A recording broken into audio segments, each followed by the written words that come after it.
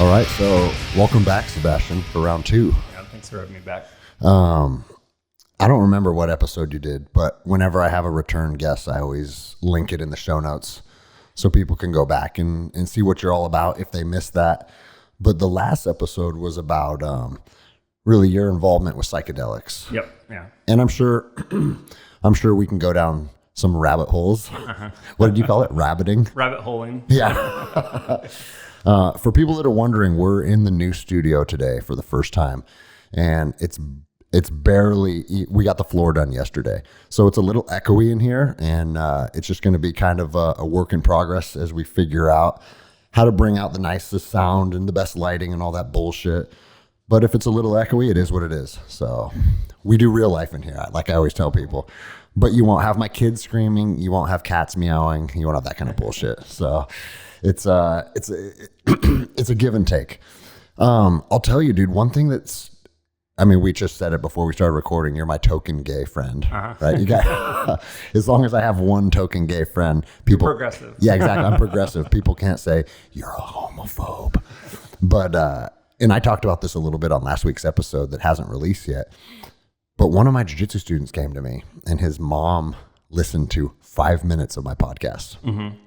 And she goes, I can't believe you would train with that guy. It's very clear that he's a racist, he's misogynistic, he's homophobic, and he's transphobic. And from 5 minutes. Yeah, from 5 minutes. Yeah. And he swears too much. That's why I just had to turn it off. I couldn't listen to that any longer. And man, it just made me think, it's like, dude, people are so quick.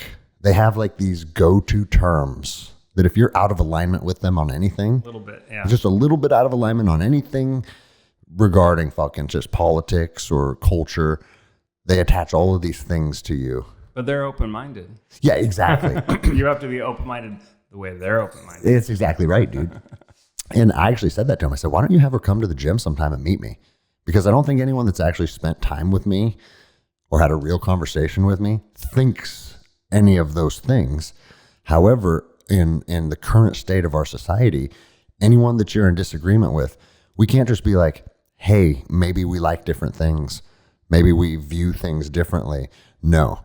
If you have any sort of disagreement, it's fucking all of these negative connotations attached to you. And it's like you're the enemy. Yeah, well, it's the growing divide, right? Like that weaponized, just keep continuing to push people, farther apart. And like, so they only see their differences, right? And don't you think that that's all by design at this point? Oh, for sure.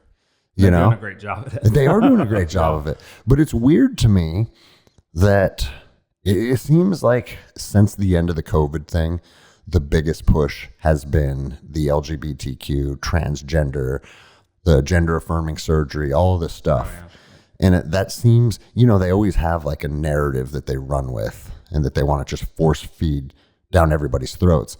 And that seems to be it lately. And one thing, you sent me a text message, I don't know, a few months back, and you said, we're dropping the T over all this. The LGB. Yeah. And, between that and me being labeled a homophobic and all of the attention on it right now, man, I think it's good. And it's Pride Month. So This is my way of celebrating Pride Month. I'm doing a podcast with my gay homie, but we're going to call this like the anti-Pride podcast because it's just a bunch of bullshit. Yeah. Yeah. Well, when you think about how it originated and maybe the function, at the time, right? Because I was in 1995 is when I came out. 1995. Mm-hmm. Yeah. Which was kind of when that was first starting to happen. It was, you're starting to have characters in TV, like Will and Grace. You're starting to see some of this, coming out perhaps and at that time it was countercultural. And I think that's what we've seen too. We've seen the shift from it being countercultural to being mainstream, which I think there's a reason, like you're saying, that seems to be what they're really pushing right now. And I think because it's weaponized in that way that it's like trendy, right? Like it kind of, so it is almost like the control within mainstream culture where it influences people. Yeah. So how old were you in 1995? 15. 15. Okay. So you were still a fucking kid then, basically. Oh, for sure. Yeah. But I mean, you talked about it on the last podcast too. You knew since you were like, 7 or 8 or something?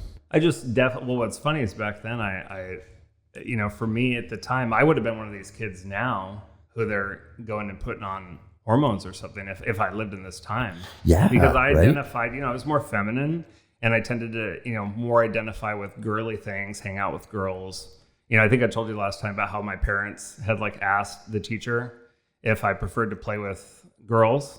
And then I actually found a letter, and it says, well, he preferred to play with girls, and he also said he wanted to be a girl.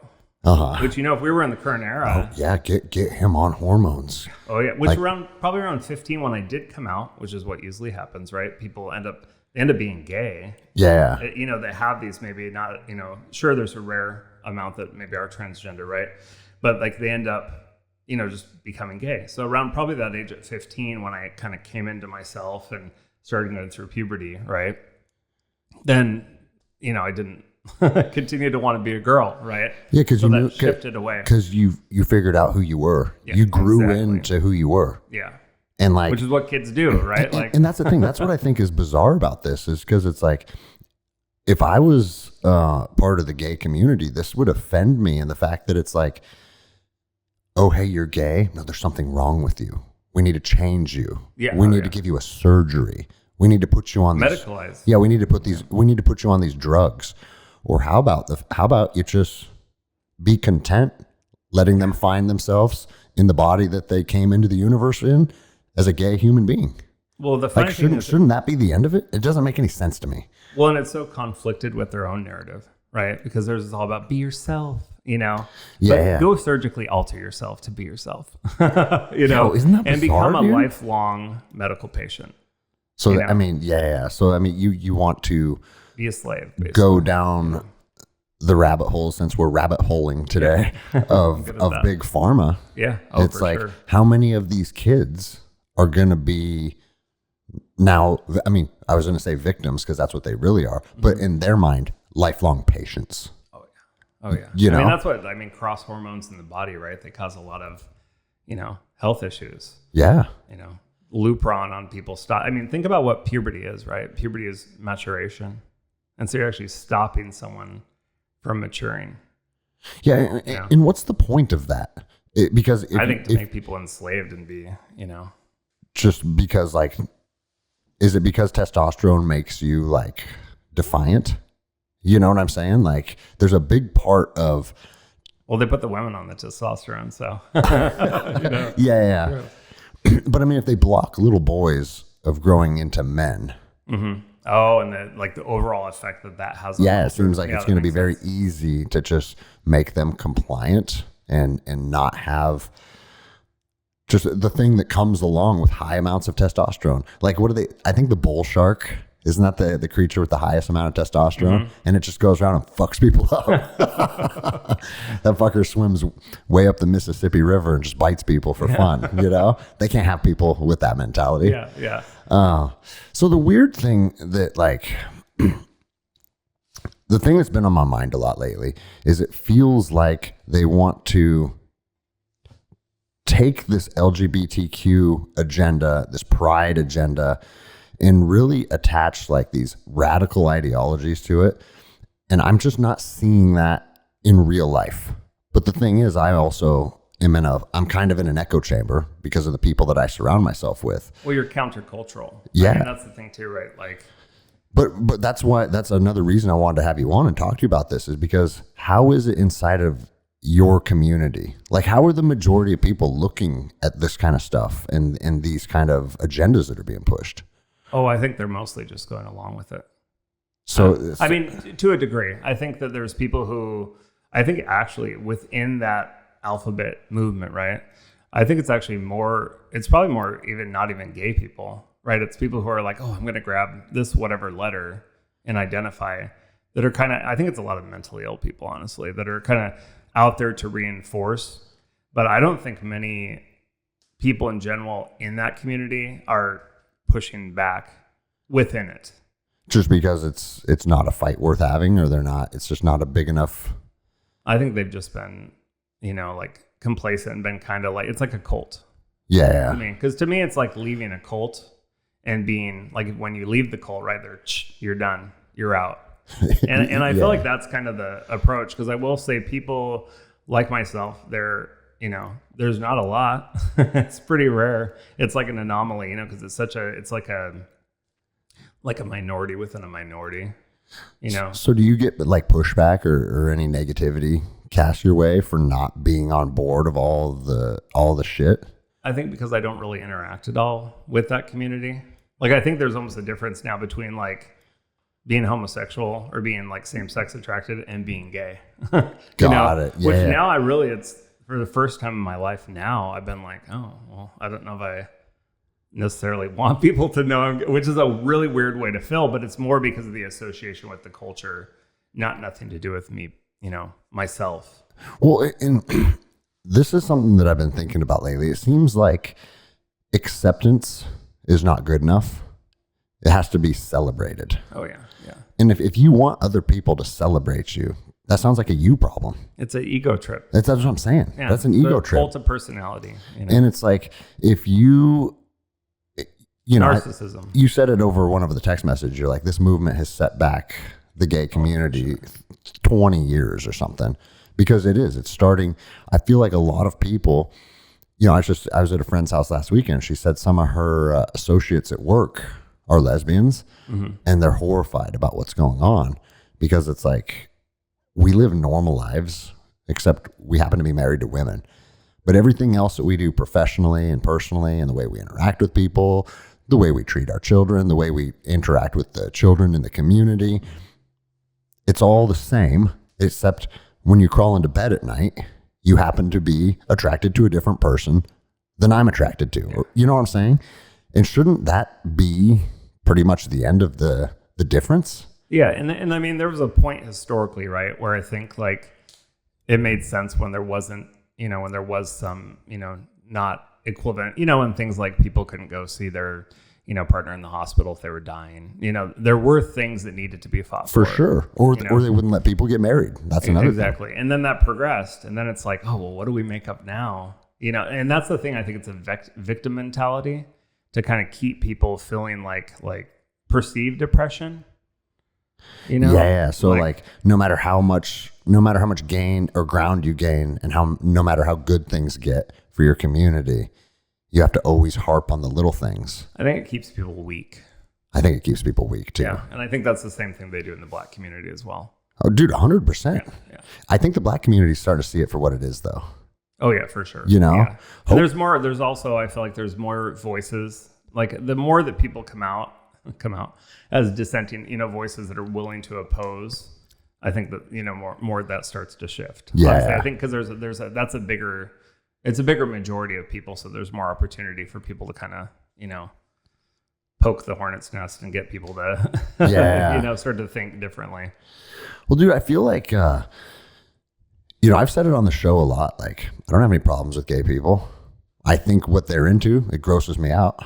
Well, the funny thing about that, I don't know if I've told you this, but I laugh at that, right? It's natural to have disgust response to what you're not attracted to, right? To think of two dudes boning to be like, oh, yeah. What's funny, they'd say if you do that, you're a homophobe and you have repressed homosexual tendencies. but if a gay guy goes, oh, women, that's normal, right? Well, and bro, that's exactly why I was bringing this up, because it's like what I'm into and what you're into are very different. And when I think about what you're into, it's kind of like, ugh. Like, how would you be attracted to that, right? But the fact that you are attracted to that means you feel that about what I'm attracted to. Yeah. Right? Yeah. So but the double standard, I feel like, where one is, it's kind of like the same. Think about therapy right now, like the state of therapy. So if you went into therapy, right, and you said, well, to the therapist, I think I'm having, I'm wondering about my sexuality and thinking, maybe I have some homosexual urges or whatever. Just bear with me. And then they're allowed, then they're to tell you. Have you been talking to my therapist? So then they're to tell you, oh, great, let's affirm this, right? Like that's affirmation, right? Where if I went in and I said, I'm thinking, I don't know if the homosexual lifestyle, like I'm thinking about, exploring heterosexuality and stuff. They can affirm that. That would be like conversion therapy. Oh, I see. Isn't that crazy? But that's such a double standard where it's okay for you should explore that and they should affirm that, not this though. Yeah, it's nuts, man. I mean, I think it's illegal even for them to in our state. Oh, really? Yeah. Oh, yeah. So they can. It's considered conversion therapy, which to me, even if an adult wants to go to conversion therapy, like if they want to go try to adapt and change their behavior, go ahead. I don't think anything should be wrong. So I guess talk us through exactly what conversion therapy is then, because you say it's illegal in Washington.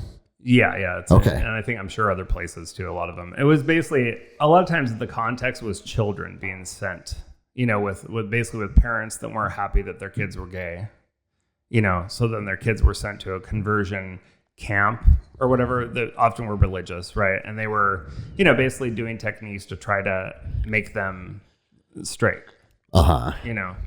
So, but it's like the Simpsons when they're shocking each other in the shower. Yeah. I don't know if they did, but I'm really, that's using aversion therapy and things like that, I think.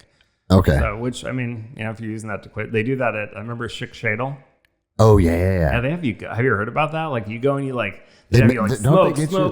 They And get you like super sick until you never want to do it again. Dirty ashtrays everywhere, like overflowing with like cigarette butts. I mean, I heard that years ago, but it's meant to like, and then you drink Ipecac. What is Ipecac? Ipecac is like, makes you vomit. So if you've been poisoned, I think they use that with the alcohol too. So it basically makes you really sick. And so it's like the worst. Yeah, it's creating an aversion. It's making a negative association with something. So that's like basically utilize, different ways of doing that in. Is that place still around? It's like there's a dick and they like shock you. You don't like dicks. You don't like dicks. I believe, I mean, I haven't looked into it for years, but I knew it was, it was a pretty, utilized place for quitting smoking and drinking and stuff as a treatment center. Yeah. Fucking bizarre, dude. I mean, have you ever seen the Pavlok? The Pavlok? I used it at one point. Yeah, it's like a bracelet to like quit smoking or quit whatever habit, but of course you have to self-inflict. So like say you were smoking that or using nicotine, whatever. Well, you got to push a little button and be like, hey, motherfuckers. Yeah, that shocks you. Bro, human beings are nuts, dude. Yeah. I mean, think about how the brain works though, right? It's like following a pathway and then it goes, oh, that pathway has a negative, it's not a reward pathway now. And so it averts it. So, I mean, it can work really well. Instead of just saying, you know what, I'm not going to use nicotine anymore. You're like, I'm going to use nicotine. Then I'm going to shock myself into building a pathway where I don't want to use nicotine anymore. So the LGBT or LGB whatever drop the T thing. The reason I wanted to bring this up a little bit is because I don't know if you remember, but I texted you. I said, dude, what's the brown stripe for? Oh, Because like it used to just be like the rainbow. It's way more the brown stripe. It's like the triangle and the circle and there's all kinds of crazy shit in it now. And so like last night I was reading it about it, trying to understand like what all these different classes of people are. How is that not insanity? Bro, like, yeah. Like and one of them, well, here's one thing. It says LGB for bisexual. Yeah. Right? That means you go both ways. So both is indicative of two. Yeah. Two genders, yeah. Okay. They should have to remove that, right? Yeah. Because that's counterproductive. Doesn't fit the narrative. Yeah, exactly. And then I saw one that said, oh fuck, dude, cisgender. Yeah. I hate that term. Well, basically what it seems like gender is, it's just, oh, you're just you. Yeah, you're not bought into the cult, so you got to be labeled something to make sure you're just comfortable being in your own body and being assigned whatever I think it said like being comfortable being assigned what you were assigned at birth. Yeah. And I was like, oh, I guess that makes me. You're mentally well. I am cisgender then. Yeah. And then the next one said two spirit. And that one actually is based in an older thing, which would be like kind of like a native term to describe someone who's trans, like has expressions of both man and woman. So it is also two, right? Okay. Yeah. But I think it wasn't. It's just funny how they take something like that and make it, throw it into their alphabet. I think I don't know a ton about it, but dude, bro, where does it stop? I don't know. It doesn't seem like it ever does. And to me, that's the insanity, right? You think you'd be like, oh, individuals. we'll just stop there, you know? Or just, no, add another letter and add someone the day I saw Blair White did a joke. Have you ever seen her? No. She's actually like a trans conservative woman who's, she wrote that to think trans conservative, previously a biological male. Got it. And Okay. she would say that too. She's pretty realistic about things. And she said it's the LGBTIAQP is it's like a Wi-Fi password. It sounds like. So yeah, exactly. So it's changing all the time. Yeah, well, and it's like complicated, like weird mix of letters. Yeah, right? yeah. One symbol, one lowercase, one uppercase. Yeah. God, it's fucking nuts, dude. But to me, it's just, yeah. I just think the point of I did a meme a while back where it was the reject modernity and it was the current flag, and then the other version I saw of this meme was reject modernity and it was that weird flag, and it was embrace tradition and it was like a regular flag, and I said no, that's not far enough, so I did reject modernity and I wrote embrace nature, and I did like a natural rainbow outside, Do you feel like do people inside of the gay community, do they feel like oppressed, or do they feel like society is against them? Or I mean, where does this like massive amount of, I was going to say pushback, but I don't even know if it's pushback. It's just like shining a spotlight on themselves.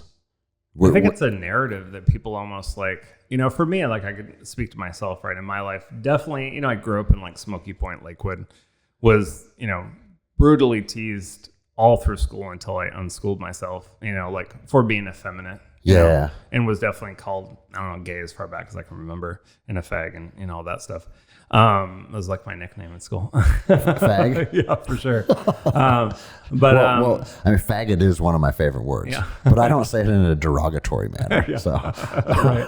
It's a word, right? Exactly, dude. And so, but I would say back then, I definitely experienced, adversity, right? Like I experienced a lot of shit for it, but by the time I came out and then kind of started as a teenager building my own world of, what I'm exposed to.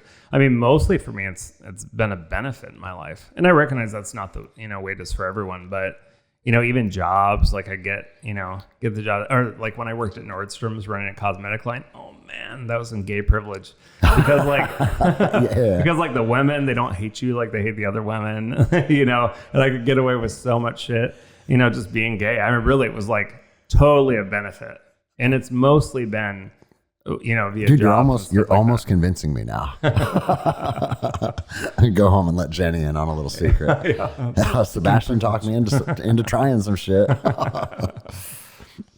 Yeah, but it just feels like for this to be the forefront of so many people's like life mission, you would think like they've been subjected to unbelievable amounts of hate and discrimination.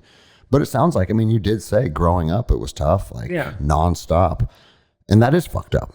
You know what I mean? Like little kids shouldn't be subjected to that. But I'm also grateful for it. I mean, there's a thing of, when you go through a challenge, I mean. I like that, dude. I like that you said that, because I've actually talked about that on the podcast before, that I'm one of the only people that will publicly say, like, there's a part of bullying that is good for society. Yeah, yeah. Right? Because what it does is it forces people to look at themselves in the mirror. Because I literally remember this like it was yesterday. Mm-hmm. I was in 7th grade and there was a kid that was being mean to me.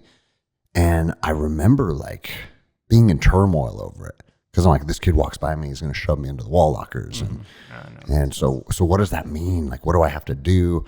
Well, you have to come to a conclusion that, hey, I'm going to protect myself at some point. And like what these bullies do is, well, let's be honest about why they're bullying. Most kids that are bullying other kids, it's because they're getting bullied at home. Oh yeah, they have tough home life. They have a tough home life, and they attribute how you interact with other people as projecting aggression on them and being fucking mean to other human beings. So they're just mimicking a behavior, right? Not that necessarily gives them a pass, but just so we can understand where this is coming from, right? Yeah. So you got these kids that are already fucked, that are now projecting this negativity on other kids. And bro, it forces these other kids to come up with a solution to a problem. Resilience Yeah, building, forces them to be resilient, to show some courage. And I mean, almost every person that you'll talk to has a story of like, hey, yeah, you know, I was bullied at some point, and then I stood up for myself, and it's like, and then that's the solution. And what a lifelong lesson. Oh yeah, well, that you get to take with that, because bro, that lifelong lesson that applies to adulthood. You got a fucking boss that's being a dick to you. You know, you got some kind of confrontation. Like, if you have the ability to stick up for yourself, your life is going to run so much fucking smoother. And it's like our fucking podcast slogan, no one's coming to save you. Yeah, yeah. And you know, that starts when you're fucking 6 Yeah. and you're on the recess. Because here's the thing, if you run to the recess teacher to come and save you, all you're doing is you're kicking the can down the road. Yeah. Right? You're actually empowering that bully, because he's like, oh, when I do these mean things to them, it makes them go run in fear. And is what they want, and it's generally. what they want, Yeah. as opposed to just stepping up and saying, fuck you, you know? And so I'm not saying like, yeah, go to school, kids, and be mean to other people. But there's silver linings in everything. I think in the current age, and I wonder now how much it happens, but I think it was the relentlessness of like online social media, you know, where the bullying went from just being that experience on the playground to being like, but also that goes to parenting. People who just let their kids be just plugged in and doing stuff constantly on the phone, you know, later on. No, so bro, but you're right though, because it's like the thought of being bullied 24/7. Yeah, yeah. Bro, for people, you know, not everybody can become that tough person that has the ability to defend themselves. You know, there are a percentage of people that just accept the weaker position, and they just get trampled on their whole lives. Yeah. And then they fucking blow a fuse and shoot up a fucking room full of people, right? Like, you know, it's the truth though, right? Yeah, it is. Yeah. And but like, to think about in our generation, and I'm a little older than you, but like, or no, we're the same age, right? Yeah, we're the same age. Okay. I'm a little older than you. Oh, there we go. Like by maybe several months. No matter how bad it was, when you go home at night, it's done until tomorrow morning. Yeah, and right? I had that for sure. When I would go home, it was, you know, then it was done. It's your little sanctuary. Yeah. And like, now you pick up your phone, you check your fucking email and all the shit. Yeah, dude. And like, I could see how that, I mean, you hear stories all the time where like, does it happen now? I wonder, like with the woke agenda, right? And how much someone would be canceled for doing that. I wonder if that's, yeah, I'm sure for a while it was really bad, you know? Yeah. But I wonder how much that's changed. So, I mean, and here's the thing, bro. Bullying ain't cool now. Now it's cool to be trans. Yeah. Well, and so maybe that's one of the good things that has come out of this. You know what I mean? Yeah. It's like, it's probably not, we probably shouldn't be perpetuating a society where kids that are different are just getting fucking bombarded to the point where like you hear stories all the time, like kids become suicidal or kill themselves for sure. because of cyberbullying. And to an adult, that sounds so stupid, right? but like, and that's your world when you're a kid. That's your world when you're a kid. And bro, I can even tell you, like, when my social media blew up and I was getting emails from people that I didn't even know that are like, about showing your butt. Well, we'll get into that next. No, people are like, you're fucking talking about COVID like you're some fucking doctor. You're just some stupid meathead gym rat, blah, blah, blah. And I remember being like, dude, fuck these people. Yeah. And it literally bothered me. Yeah. Like, it was an emotional response. And I set my phone down and could still feel like, man, fuck this guy. You know? You've developed skin too, right? Where 100%. Kid hasn't, right? So, and that's the thing. 40 years old. I mean, bro, I did a decade of warfare. Yeah. I should be able to listen to a guy on Instagram talk shit to me and not let it bother me. Yeah. But bro, sometimes it bothers me. Yeah, and that's just the truth. So now be a 14-year-old girl that hasn't been through much and hasn't developed any resilience. Mm-hmm. Yep. And someone's saying all that stuff. I could see how it just breaks them down. Well, and then imagine this too, that then that child can say, I'm trans. And they can actually be put into a protected class that now will be protected by the culture and then told you can't bully this Now person. They're safe. Yeah, and they're also like trendy. Well, so bro, it's interesting to think about that. And I've talked about that on the show a lot because I think that every fucking generation of people has individuals that don't fit in. Yeah. And they can be, it doesn't matter if they're gay or they're straight or they're fucking, like, in my youth, they were like the goth kids. Yeah. Mm-hmm. And they wore dark clothes and they painted their faces like they were members of the band The Misfits and like Marilyn Manson, all that shit, yeah. Right? And bro, that's just a stage that every generation has their kids that. But they smoked weed to rebel. Exactly. And got piercings. No, but they didn't cut their dick off. But the thing I'm saying is it's exactly what you said earlier. It's like, if I was alive today, I would be getting pushed down the path of do this to yourself, do that to yourself. Whereas every generation has a certain percentage of kids that really, really struggle finding themselves. Yeah, for sure. And guess what, dude? I think every human being to a certain extent has some struggle finding themselves. That's kind of part of what this journey is all about, you know? Part of the course, yeah. But it's like we're giving these kids an out. Oh, if you're struggling, this is why.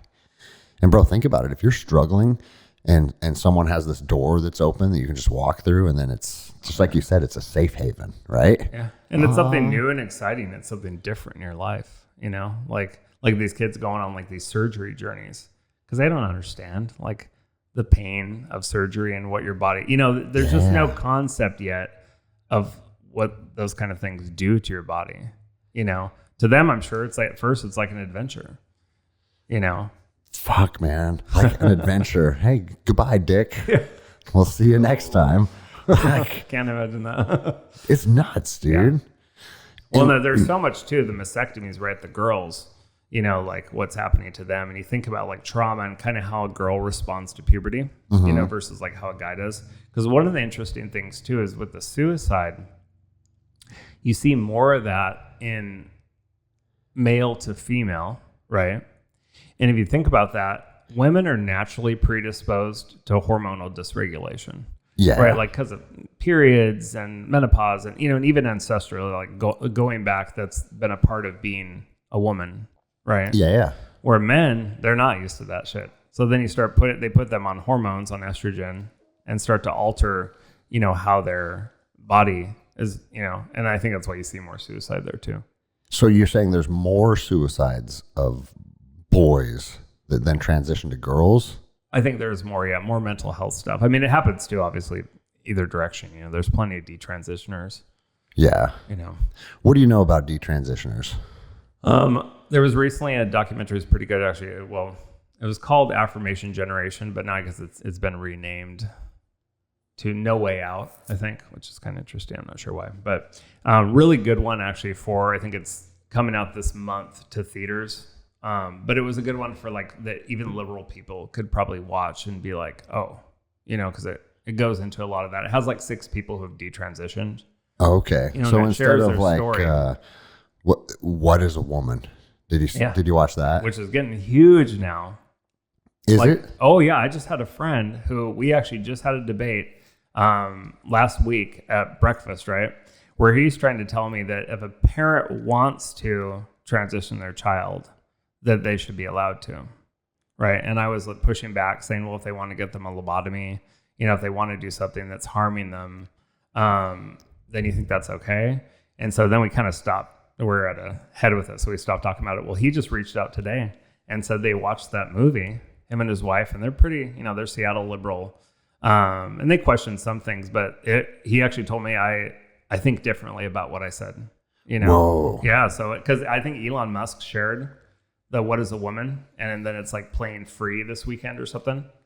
Okay. So I thought that was I was like, wow, that shifted his perspective on it. Well, I mean, the reason I brought that up is because you said that the documentary you were just referring to is received by conservatives and liberals alike. I think it was definitely placed that way, right? Which I think is important. Like, What is a Woman was from the left was met with like tons of hate. Yeah. I know. I was kind of surprised that they watched it actually and didn't find it. He'll go. What's the guy's name? I can't think of it. Matt. Is it Walsh? Matt Walsh. Yeah, Matt Walsh. Right. Yeah. He'll go to transphobic racist. Yeah, he'll go to like college campuses and have debates with people, and it's strange that he is met with like all of this hatred and all of this transphobic shit. Because, dude, literally in that documentary, I mean, he's sitting down with college professors and he's just like, I just have one question. What is a woman? And bro, you can tell just by their initial reaction that they're pushing an agenda, that they're full of shit, because it's like, what? Okay, well, that's a very subjective term. Yeah. And it's like right out of the gates, they're unwilling to try and define something. They want to start backpedaling and like building this safety net, because they know if they just get nailed down to one little thing like that, if they were to say something wrong, then the community is going to turn against them. Well, and that's again why to me it's so much like a cult. Yeah. You think about, like, I've studied cults a lot, right? And you look at like if someone wants to leave a cult, you know. Dude, like, tell me, let's go down a cult rabbit hole. You say you studied cults a lot. Oh, just like, I've watched a lot of things on cult, like looking at cult mentality. I'm not like Wild Wild Country. You watch that one? That one looked like a fun cult. Cult, actually. Well, here's the thing, like, because I got people tell me all the time, like, bro, you're like a cult leader. And like, even when I was a little kid, my dad used to say, bro, you could do some of that David Koresh shit if you wanted to. But hey, how come it always ends up with guys? It's dark. Well, no, it always ends up with the cult leader fucking everybody's women. Yeah. Well, there was the other one. What's the one? I'm trying to remember. There was that. So it wasn't Wild Wild Country. I mean, it looked like it had fun parts for sure too. There was the one, Source Family. Oh, I'm not familiar. Is this another you should documentary? Watch it. I'll send it to you. It's really good. It was one that was in LA, started at like a vegetarian restaurant. It was Jim. I think it was Jim Jones or Jim Baker. One of those is not the right person. It's a different cult. But okay, yeah. And he was actually in it. He died before it went too dark. Okay. He did start screwing their wives for sure. Here's the weird thing. It didn't make it to kids though. So it's like, they always seem to run this like dark human shadow progression that ends up consuming them. And bro, I think that it is natural for men to crave more than one woman. Yeah. Or in your case, more than one man. Yeah. Like, but more than one partner, right? I think see that a lot now in the gay community too. I think monogamy is like kind of anti-evolution to a certain degree, right? And so it's like, I can get where like, oh, hey, you're a cult leader and you have multiple wives. Okay, I can get behind that. I understand that. But what I can't get behind is the other dudes that are married to these girls that are like, yeah, I let the cult leader fuck my wife. Oh yeah. Like, what? Yeah. And you're okay with that? Because it was David Koresh who he was the only one that got to impregnate the women. Yeah. Hey, come live with us and be part of our deal just here. in the male mentality, to think of like being okay. But I think they're usually not. I think they're usually resentful. Well, bro, that's the most beta shit ever. Yeah. and dude, I talk about all the time. Like, I don't need to be the alpha. You know what I mean? Like, guys that always prescribe the alpha energy to themselves, it makes me kind of look at them with a little bit of side eye, because it's like, I'm an alpha male. Yeah, it's like asserting. It's like overcompensation. Yeah, are you? I'm very alpha sometimes, and other times I can be beta. That's just the truth, and it depends being on authentic, right? Not putting on like a And there's certain situations where if I'm around someone that is highly competent or much better at me at a certain skill set, bro, take charge. Tell me what to do. Yeah. Tell me how to serve the mission best, because you're better at this than me. That's not alpha, Yeah. But, I think you start to cross the line when it's like, I can take a back seat and not necessarily always have to be in the alpha position. But once you say, hey, you know what? We need to have some babies here, and we need to reproduce. We need your wife to have a baby, but you don't get to be the one to knock her up. Yeah. I get to. Okay, I like that plan. I think usually they're deep enough in, and then they're like, oh, my wife's getting, screwed by God. So, I'm sure it's the mentality. They've been conditioned at that Well, that's point, right, because they were the Branch Davidians. Yeah. Like, I always want to say the Branch Covidians, the current era. Yeah, exactly, dude. It was weird how much thinking about, it's funny, the COVID thing, because the school thing, like looking at adversity in our lives, and then looking at also, I've always brought this up, like what I went through in school, and then with COVID, right? That whole agenda being, and not being like, okay, I can go to the grocery store and not wear a mask and have people stare at me and think I'm a sociopath, a grandma killer. Yeah. And be like, whatever. Like, because of the experience I already had, right? Like, that's a neat little kind of or not necessarily an analogy, but just a correlation that you've walked a path where people were mean as fuck to you. You're rejected by all your peers. So it's like, and so like, I always wonder what the common thing was, that what ran, amongst people who resisted that narrative, What do you mean exactly? You're saying like the people that were super fearful, like what was common among the people that resisted, who maybe had a distrust of authority, right? Were willing to be rejected by their peers and be thought of, because that's the whole thing, right? Was a lot of weaponized empathy to have people think, oh, you're this bad person if you're not doing this. And so even if it was nonsense, people were like, well, I don't want to be, the bad person. If they will ever be truthful about that and allow people to like collect data and do analysis and stuff, because like, even though COVID has been waning over the last couple of years, there's still plenty of people that have their heels dug in and that like won't admit it won't admit it was what it was. Oh yeah. Oh, for sure. And it would be, that's again a cult, right? It's like they're really like identified with the narrative. Yeah. No, that's an interesting question. And hopefully we get answers one day. Like what was it about certain people after the collapse? Yeah, I know, right? Seems like it would take that. You still think that's going to happen?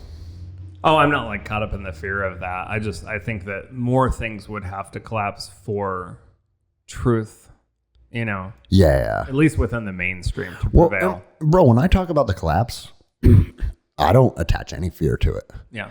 You know what I mean? And I even talk about this on the show. I talk about it with my children.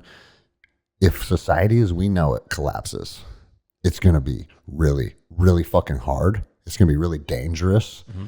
Like all the things that you like about life are going to be fucking dramatically changed. We're not going to be going to the acai bowl place to spoon and straw. Yeah. We're probably going to be eating fucking snakes and slugs, Yeah. People think in the apocalypse, you're going to just, I'll just harvest salmon and deer. Mm-hmm. Let me know how that works out. Because I got a fucking gigantic fishing boat with all of the state-of-the-art fucking gear, and I still struggle fishing here sometimes. Yeah. You know what I mean? Yeah. And so, on one hand, I have my perspective of what it's going to look like is really rooted in reality. I know it's going to be hard as fuck. But the other side of it is the equal and opposite side of it. It's going to be exciting. Oh yeah, I was just going to say. Yeah, and it's awesome, and it's going to set us free. And it's just like my shirt says, like microdose adversity. You won't have a choice on that's the microdose. So you're ready for that. Yeah, macrodose. Exactly. You won't. It will no longer be microdose. It will be macrodose. And the harder day-to-day life is, the more fulfilling it's going to feel. Yeah. And so and that was like the past, right? Like how when people when everything wasn't this comfort culture. Yeah. Where things, boop, just hit a button. And things come so easily. For me, that excites me. Mm-hmm. And if our society as we know it does end up coming to an end and collapsing, which like, you're a conspiracy theorist. You're crazy. No, I've just read a history book before. Yeah. Like it happens. It's happened many times. And it's going to happen to us, period. For sure. Yeah. Is it going to be in the next 4 years or is it going to be in 100 years? Who knows? But human beings are in conflict with each other. We're hardwired conqueror, and that's what's going to happen sooner or later. I mean, you want to talk about fucking rabbit holing. There is a percentage of people, and I am inclined to be one of these people, that believes all of the narratives that are being force-fed down everybody's throats is something that on one hand, they're like celebrating everybody, but simultaneously it's stripping everybody of their own individual identity. Oh, for sure. And so like right now, you can no longer celebrate being a woman, right? Like, I mean, this movement in its foundation is kind of at odds with feminism, yet feminism is traditionally something that's promoted and preached on the left. Yeah. Shouldn't they be in conflict with each other when you have a girl that started swimming competitively at 3 years old and was the best in her class because she got to the pool first in the morning and she was there the latest at night, and she ends up being the fastest swimmer in the country, and then a man says, I can beat you, watch this. Yeah. Right? Yeah. How is the feminist movement not up in arms about that? Well, that's again where, to me, you see that cult. You know, the cult, like where it's like such cognitive dissonance. Yeah. You know, where it's right there in their face. But they actually, I think, because bias regulates perception to such a degree to where I think, honestly, they don't see it because the bias has been reinforced. It's reinforced by the mainstream media. It's reinforced by Google, by the tech. You know, by everything they consume is reinforcing this. You know, even though this thing is in conflict with truth, Yes. or their own beliefs, but it's what's approved. You know, it's what. And so the point that I was making, and that point actually supports it, is that big tech and all of these massive corporations are supporting it. And it's because they're all playing a role in it, and they're playing a role in taking the day-to-day American's identity away. Oh yeah. And like, if you're a strong woman, like that's no longer celebrated. You know, Be a man. yeah, but just be a man, right? Or that's the stripe that I text you about, the brown stripe, and you said it's for Black, Indigenous, and people of color. BIPOC. Yeah. BIPOC. And so now Sounds it's like so- you got a disease or so something. now everybody's getting celebrated except white males, Yeah, right? yeah. And sooner Cis males. yeah, sooner or later, so many members of our society are just not going to feel like they can identify of who they truly are, and they're confused, and they don't have, like you said, identity that's rooted in truth. What that does is it's systematically weakening us. Oh, yeah. And I think it's intentional. I think it's intentional, Yeah. and it is not out of the realm of possibility, people, for an adversary to weaken us from inside first to make us a less formidable opponent.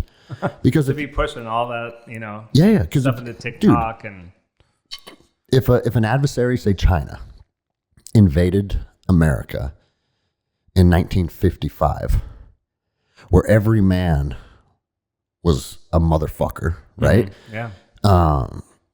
Good luck with that. Yeah. You know, Yeah. like the largest standing army in the world is the fucking American fucking man. Yeah. And so it gets to a point where we're weakened systematically and intentionally from inside first, making us a less formidable opponent.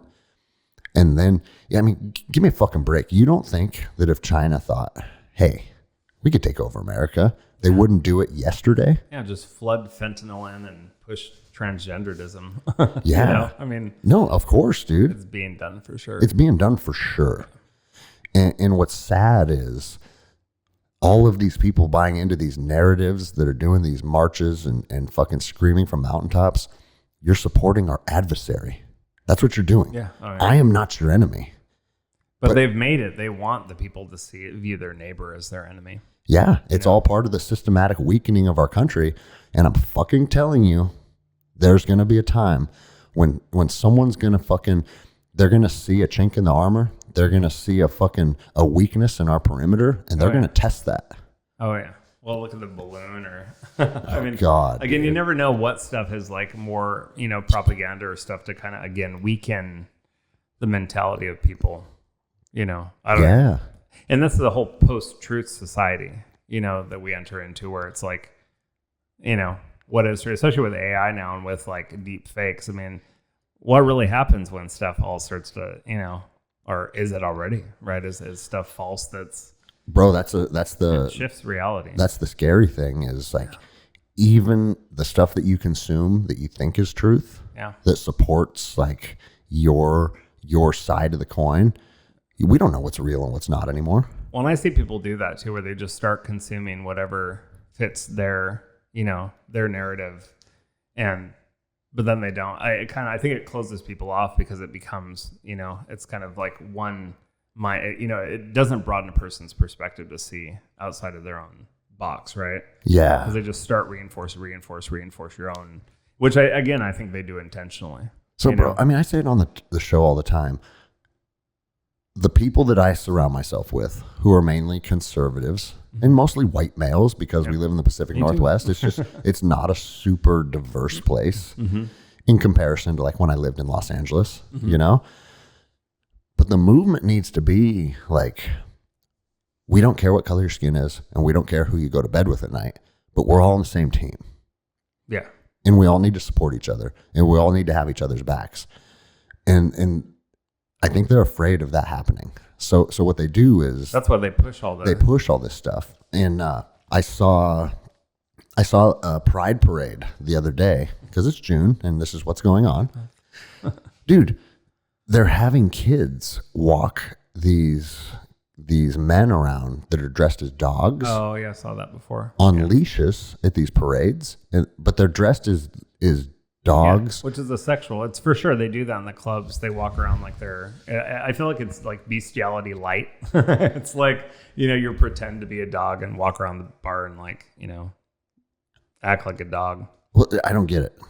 Can you help me with this? It's just a fetish that like, that I think is like, I would say it's like it's like a dominant submission. It's like a power thing, but it's definitely like, what the heck, involving, a child to walk them around, it's interesting how things from the past will also get recycled to like, but they're probably doing it now because I saw an image a long time ago of like a child with the puppy. They call it puppy play.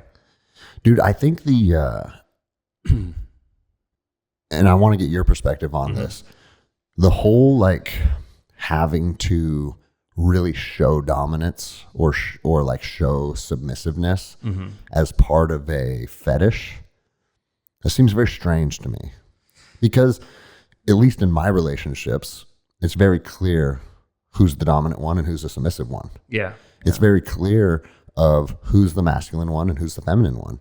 There's no confusion. It's not up for question or up for debate. So it's comfortable. I think it's a sexual. I think when you have two men too, the sexual becomes more defined around external versus like intimacy and like the softness of like how a woman might express her sexuality, right? With a man, you have two men, so you almost have like it like amplifies, I don't know, exploring more of this external stuff. So let me ask you this then, because I literally know nothing about gay relationships. In the gay community, is there always like someone that takes on the masculine role and someone takes the feminine role? Or no, not always. There'll be two, more. There could be two. You don't usually see two bottoms together. That's kind of a, it's like two bottoms don't make a right. You know what I mean though? But where you will see like maybe, especially because there's so much poly like within that community. So you'll see two dominant top guys together because then they can go, pursue other partners together, which I guess that could happen too, but usually not. It's just not the submissive nature of. This might be too much information for some of my listeners, so turn it off. Yeah, sorry. No, don't say sorry, because like, bro, everything's a go on the show. Yeah, okay. That's actually one thing that people really like about the show. In the gay community, when you say tops and bottoms, do guys have assigned roles, or like that's? No, there'd be like someone could be versatile, where you do both. And some people are definitely, one or the other, and then go the more one direction, yeah. Okay. Just like it's just like power dynamics and and straight relationships as well. Obviously, it's generally more defined, right, in like a woman being more submissive. But I don't know. Nowadays, I feel like we see a lot of dominant women, and submissive beta men. Yeah, maybe that's reinforced by the culture, but I feel like you see it a lot now. No, you're right, dude. Now that you say that, you're right. Well, the media reinforces that too. That's one of the biggest narratives, like the strong woman narrative. Like if I see some, like mainstream shows or something, like, man, it's been pushed in for years. Years, dude. Yeah, it's been like for a long time, dude. And it used to drive me nuts. Like I didn't allow my kids to watch the Bernstein Bears. You ever watch that? The Bernstein or the Baron, whatever the fuck? Do you know about the whole thing with? I just laugh because the thing with the Mandela effect. No, I don't even know what that is. Oh, the Mandela effect is where that like how things were perceived changed. Like the Bernstein Bears is what we've always known that is. but it's actually the Berenstein, like what you just said. So it's like, for example, what's the song "Sweet Dreams Are Made of These"? Sweet dreams are made of these. Oh yeah. But it's actually "Sweet dreams are made of this," which makes no sense. But it's when people collectively remember one thing, but it's totally changed. And the idea is that we hit an alternate reality. And if you look it up, it's pretty cool. I'll send you a link on it. Like, what is the Mandela effect? And it's all this stuff like Cheez-Its but it's actually Cheez-It. It's these things that are little anomalies that people believe differently. Then, anyways, that's a rabbit hole. Right Okay.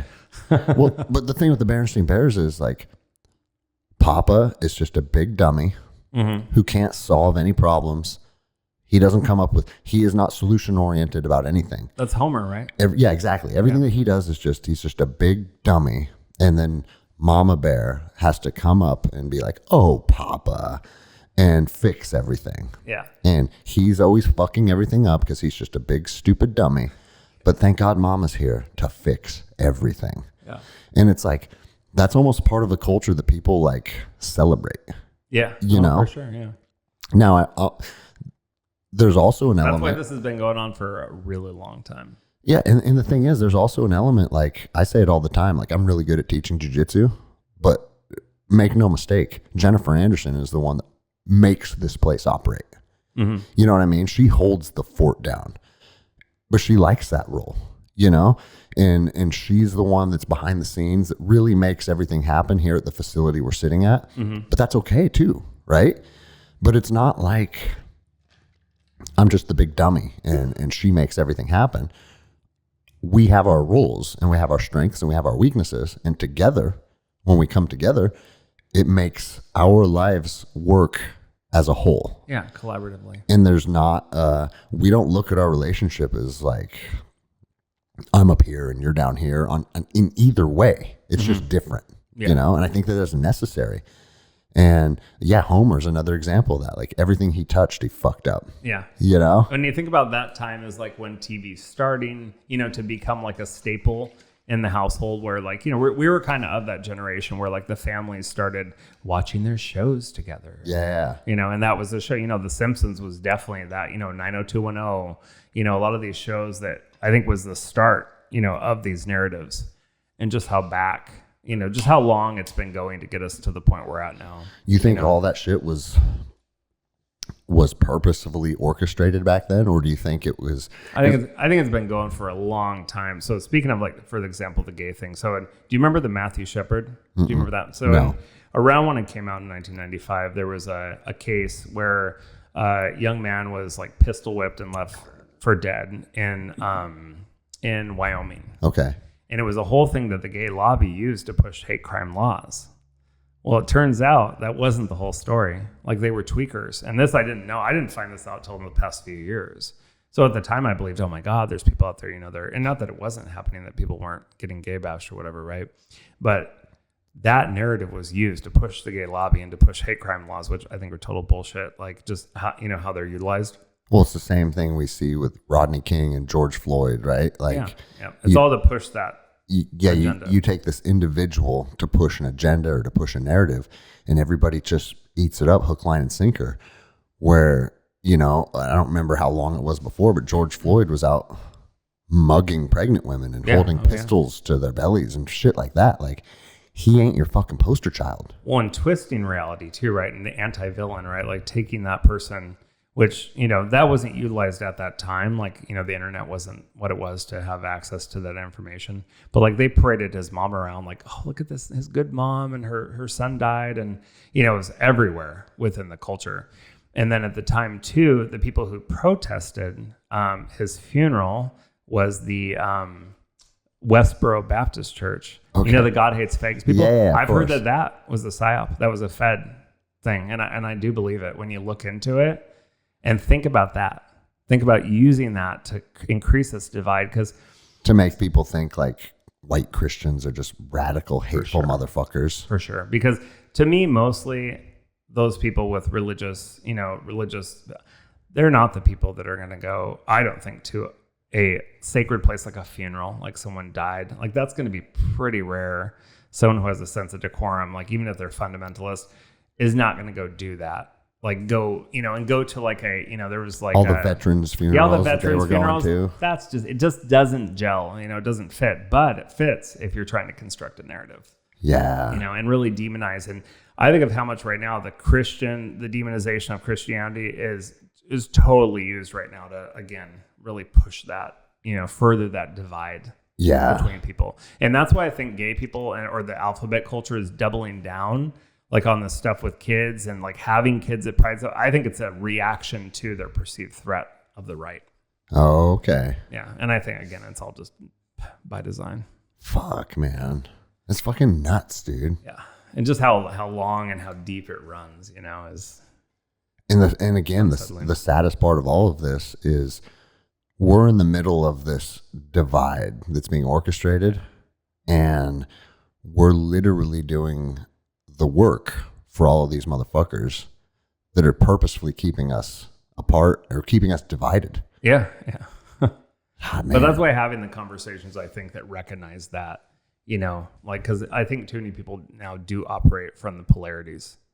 It's kind of funny for me. I think I told you about this. I was kind of laughing and I was saying it attributes to my butchness because I've had people just recently make like gay jokes, like to me, which has never happened really before. I'm like, oh, or this lady at a grocery outlet, I said to her, I go, is he gay?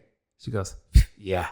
She goes, God, I wish you wouldn't have told me. I said, yeah, they like to do that. It's kind of funny. But it was weird to me because I thought, wow, I've never had people really like have this like opposition express that, in my life. Yeah.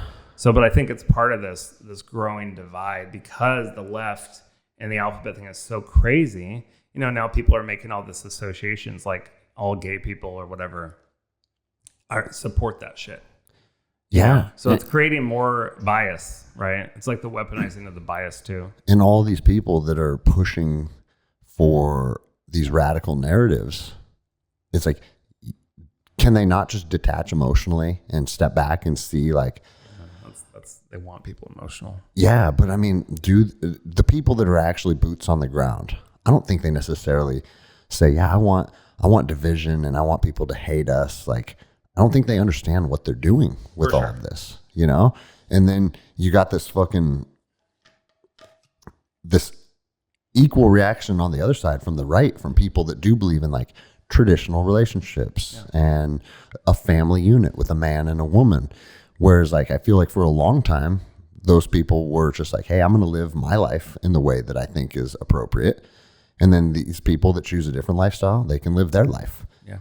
But now when it's like, bro, you can't even go to a public school anymore without having that shit pushed. Yeah. And so now you have these people that do believe in traditional values and traditional relationships that feel like the system is attacking them. And it is. And their family units and their beliefs. Well, and it is stigmatizing them and acting like they're, their white supremacy and their, it's Again, it's just very intentional to make, Bro, you see, I don't remember which organization. It's one of the federal law enforcement organizations just released a document that it said like white supremacy is the biggest terrorist concern in the United States right now. Did you see the thing after Biden made that comment and those dudes that totally seemed like feds?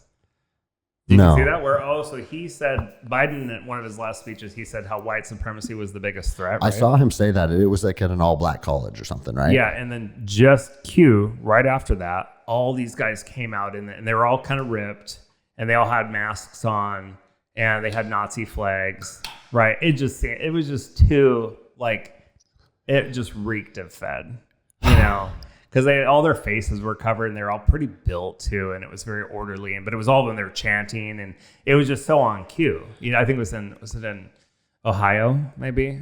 Okay. Yeah. See, and when I see that kind of stuff, I tend to go down the conspiratorial rabbit hole as well, because it's like, bro, I'm a conservative white male, and I don't know one person, not one, that thinks like fucking being a Nazi or a white supremacist is something that is admirable or something that's going to move us forward or something that we should be partaking in. Bro, I've never heard of it once. And like being part of the special operations community, doing 10 years with all those guys. Yeah.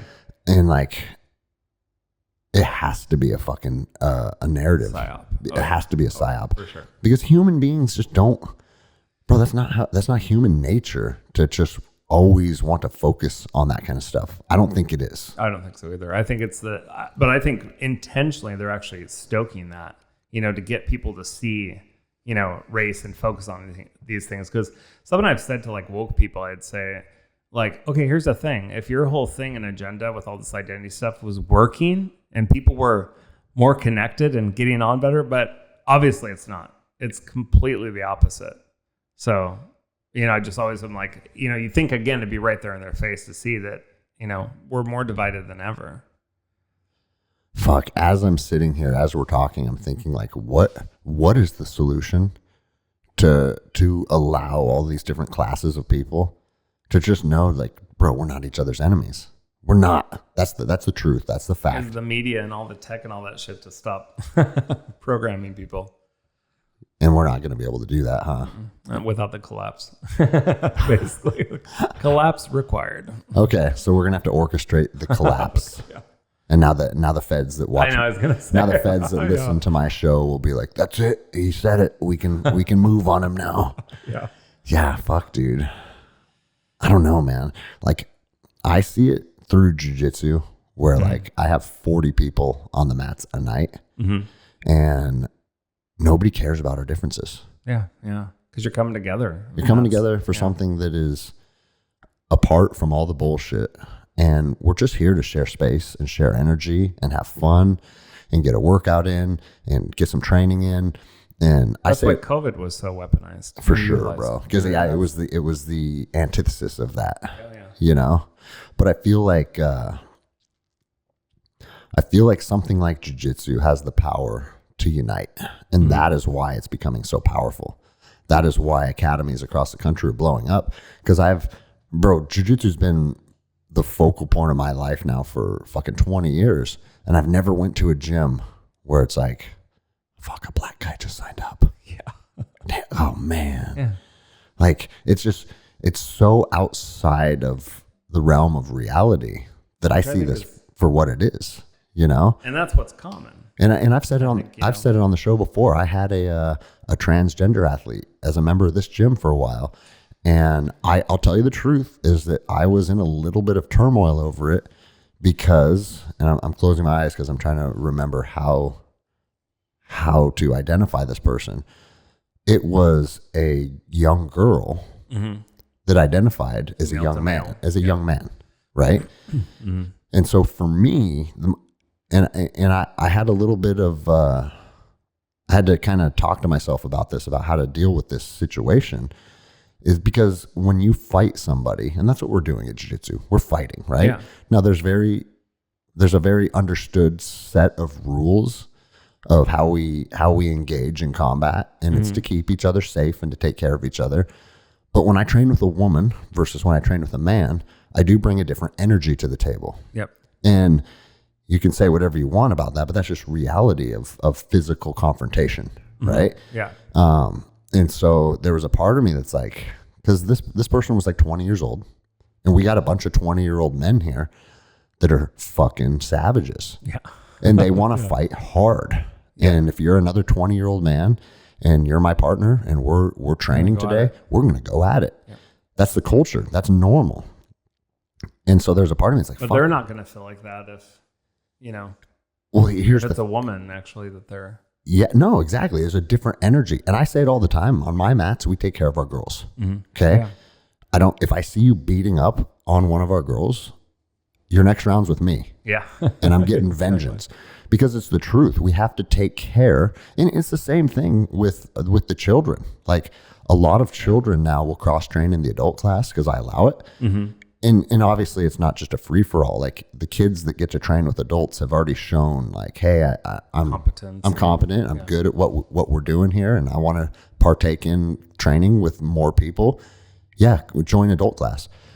But you better come at my children with a proper amount with the right energy to give them training. Yeah. We're not here to beat up on kids, right?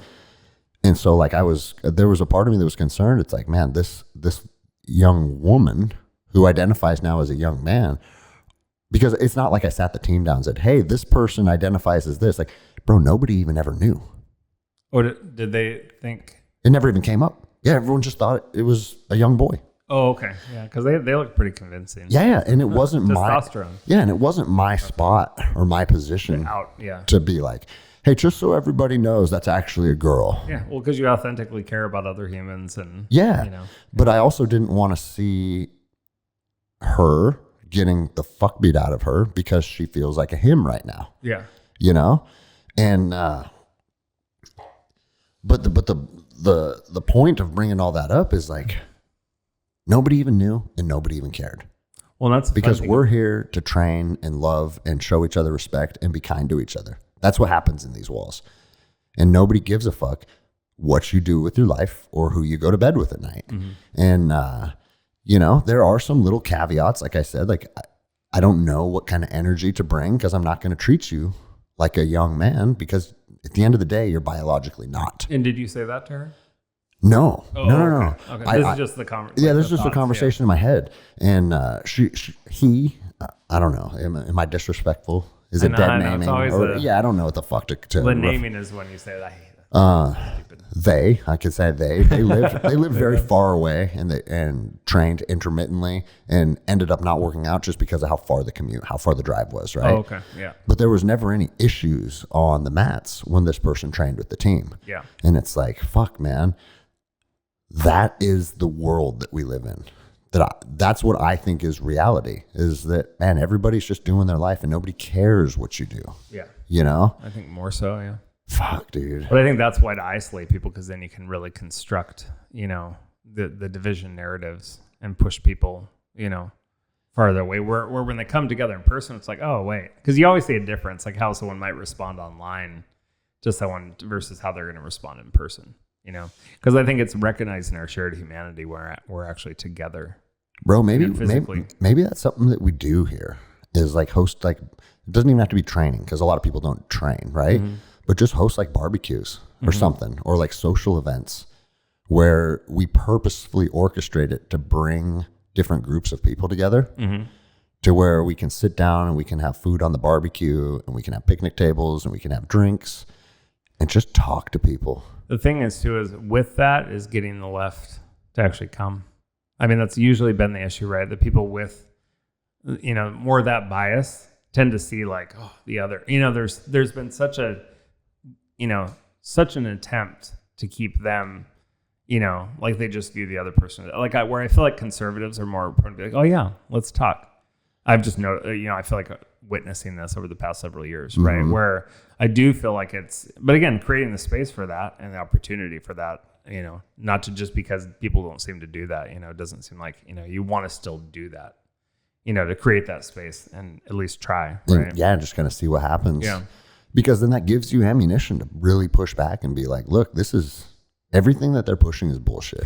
Put up an American flag and then the woke flag. Yeah. Oh, God. And the thing is, it's like, there'll be people like, oh, you're pandering to their bullshit. And it's like, no, I'm not pandering to anything. Yeah. I'm just simply saying, like, we're different. And people with different beliefs. And that's okay. And that doesn't have to be fucking inundated with fucking hate and discontent and competition and all the shit that we see, Well, and seeing too, like we're now, like for example, everyone's a groomer, right? Like drag queens performing, and I think this is the whole polarity at play, where stuff like there was like RuPaul's Drag Race and all this shit that was kind of been going on for a long time, right? Like 20 years, right? Yeah, where it wasn't even necessarily like bar antics or like, because there's definitely there's probably like someone dressed up. I mean, drag, for example, like people dressing has been done since like historically for a very long time, right? I guess Shakespeare did it because they wouldn't allow women to perform, I think is why. But it's been done for a long time, where now because of this this polarization, it's anybody who's doing that, because there's plenty of drag queens that'll speak out and say this is wrong what they're doing, like kids don't belong in bars, but that's not the voices we see, right? Yeah, it's the whole like now they're all groomers, which I think is why a lot more gay people or homosexual people are like, fuck, like I don't want to be associated with, because of these growing biases to divide people. But again, like we've said, it all seems by design, intentional. Well, the kids thing, I'm glad you brought that up. It's a good segue because the kids thing for me and a lot of, I would say probably most Americans, that's where you have to draw the line and be like, what the fuck is, you know what? This is where it's no longer acceptable of you doing you and I'm doing me, because what you're doing is you are affecting members of our society that don't have the cognitive ability to understand what's going on. Yeah. Right. Yeah. And bro, it'd be the same thing. Like I literally speak to groups of children on a nightly basis. Mm-hmm. You know, the classes that I run our youth program, which is 10 to 14.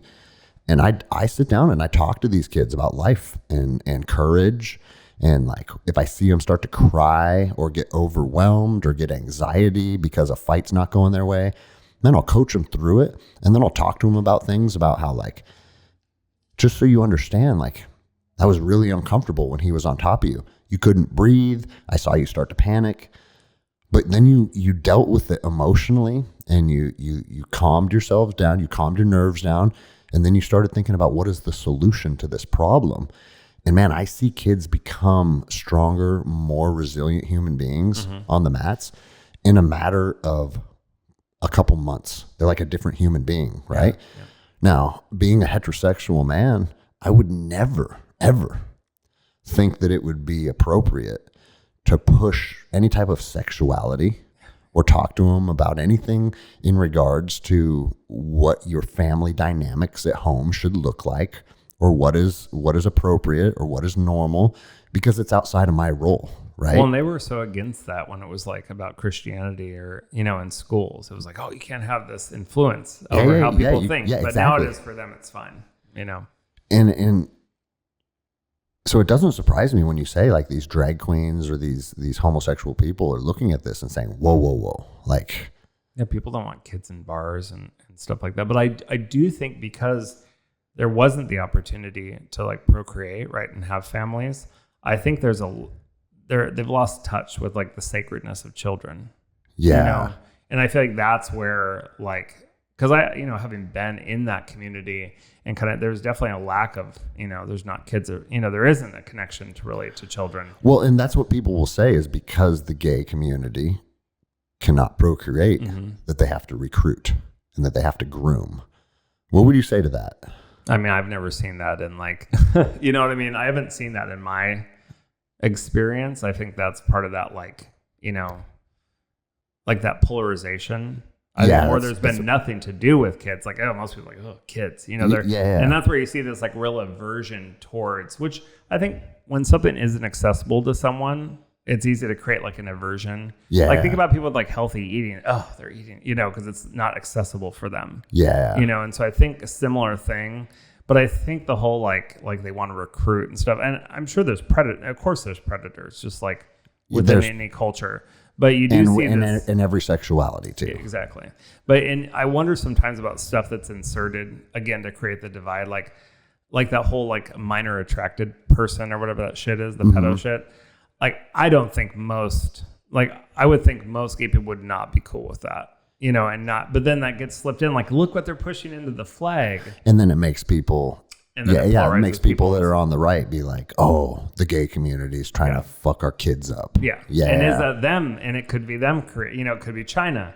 Could be, you know, people who just want to aggravate the divide. Could be people paid to aggravate the divide. Yeah. You know, and not that there isn't, you know, predatorial people, you know, but. You know, I used to be, because when people would say that, like, oh, they're trying to recruit, right? I used to be of the mindset, like, well, you couldn't recruit someone to be gay because your sexuality is not a choice. But then now they'd say it, yeah. But the other side of that is though, like the numbers of people that are considering themselves gay, I mean, it's growing exponentially. But they're not saying they're gay though, right? The thing is they're saying one of these other freaking letters, you know? So it's actually, they're like, I've heard it's like 70% straight actually of the people who like identify into these new boxes of, you know, whatever new gender thing. That it's not, you know, there's just gay. It's kind of like, I thought there should be a just gay, like the super straight. Yeah, but that's, just gay is almost the same as a heterosexual white male now. Just boring and average. Yeah. Yeah. You're not distinct. Well, it's kind of interesting how like inclusivity becomes exclusivity. You know, it's like, and that's, I think, we're at the time where all these opposites, the duality is like playing itself out. And I think you see that a lot where, you know, because growing up in that gay community, you know, kind of I went from like teen years, all straight girlfriends, 20s, all gay guys, you know, like, and in that's when I was probably more within that culture. And there was all this like, breeders and straight, you know, that's what's funny to me is they always talk shit about the straight people, but now it's like, oh, those straight people are such bigots. It's like, yeah, it's just groups being tribal, which is also natural to groups to be, you know, tribal and be with who they can relate and commiserate with more, you know? What would you say about gay men adopting children? I mean, it's a hard one because I think that the presence of a mother, like should be in the life of a child. Mm-hmm. So I don't know. I think to me, it's one. I feel like the mother would have to be in the life still.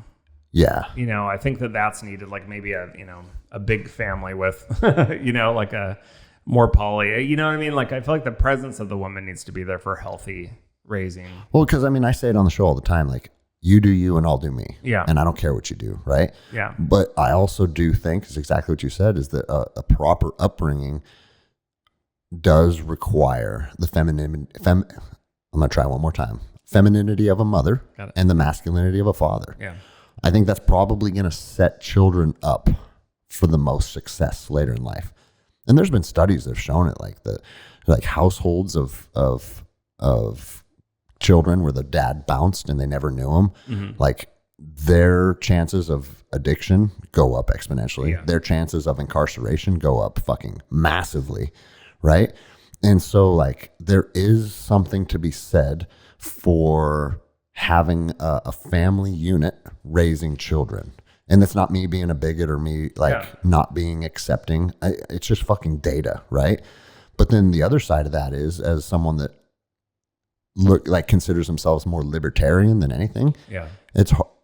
I don't have the authority to tell two men. Only your family can be this. That's exactly right. And I feel that too. And that's why conflicted. I'm a little bit in conflict with it because on one hand, I can't necessarily preach the live and let live thing. Well, accept this and accept that and accept this. And okay, this is what's appropriate for like a properly raised child, so we can only have that. Yeah, exactly, right. Half the time, how much is a parent, a house with both parents also have kids that come out fucked up? Well, and bro, I'll probably have people fucking emailing me hundreds of examples of where like kids raised by two men that flourished and became great, successful human beings. And so it's like, there is no cookie cutter answer. Or if they had women in their lives, like predominant roles of women in the community, then maybe it's there. Because there's oftentimes, right, where like it was more like it wasn't just the parents, it was a lot of community support in raising children. Yeah. So that's the thing too, where, you go back to like tribalism.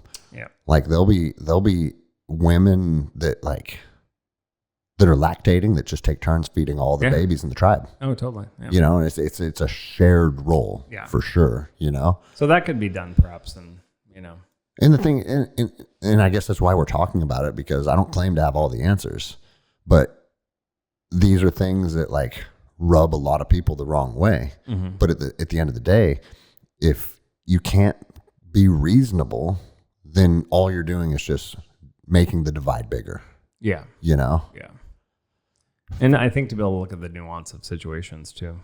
Yeah, I guess that's true. And that's what pulls people away from, right, is to not recognize nuance and the differences. Is there any data on children that are raised in same-sex marriages, what their sexuality turns into? I've never looked into it. I wonder if it's... But I do feel like now you see these families where they're like trans and then they're, the kids are trans too. And I don't know. It just seems like, but mental illness is perpetuated within families too. Right? Yeah, for sure. But dude, I cannot even imagine like my daughter is 14 and she has a boyfriend and they've been together now for almost a year, right? And to me, it's almost kind of weird because it's like, dude, she's a fucking child and she has this little boy that she's in love with, right? Yeah.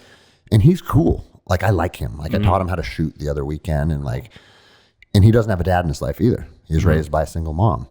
And so it's like, you know, I was just saying, like, a child needs a man and a woman. And it's like, well, more often than not, I would say now, kids aren't getting that regardless. For sure. Right.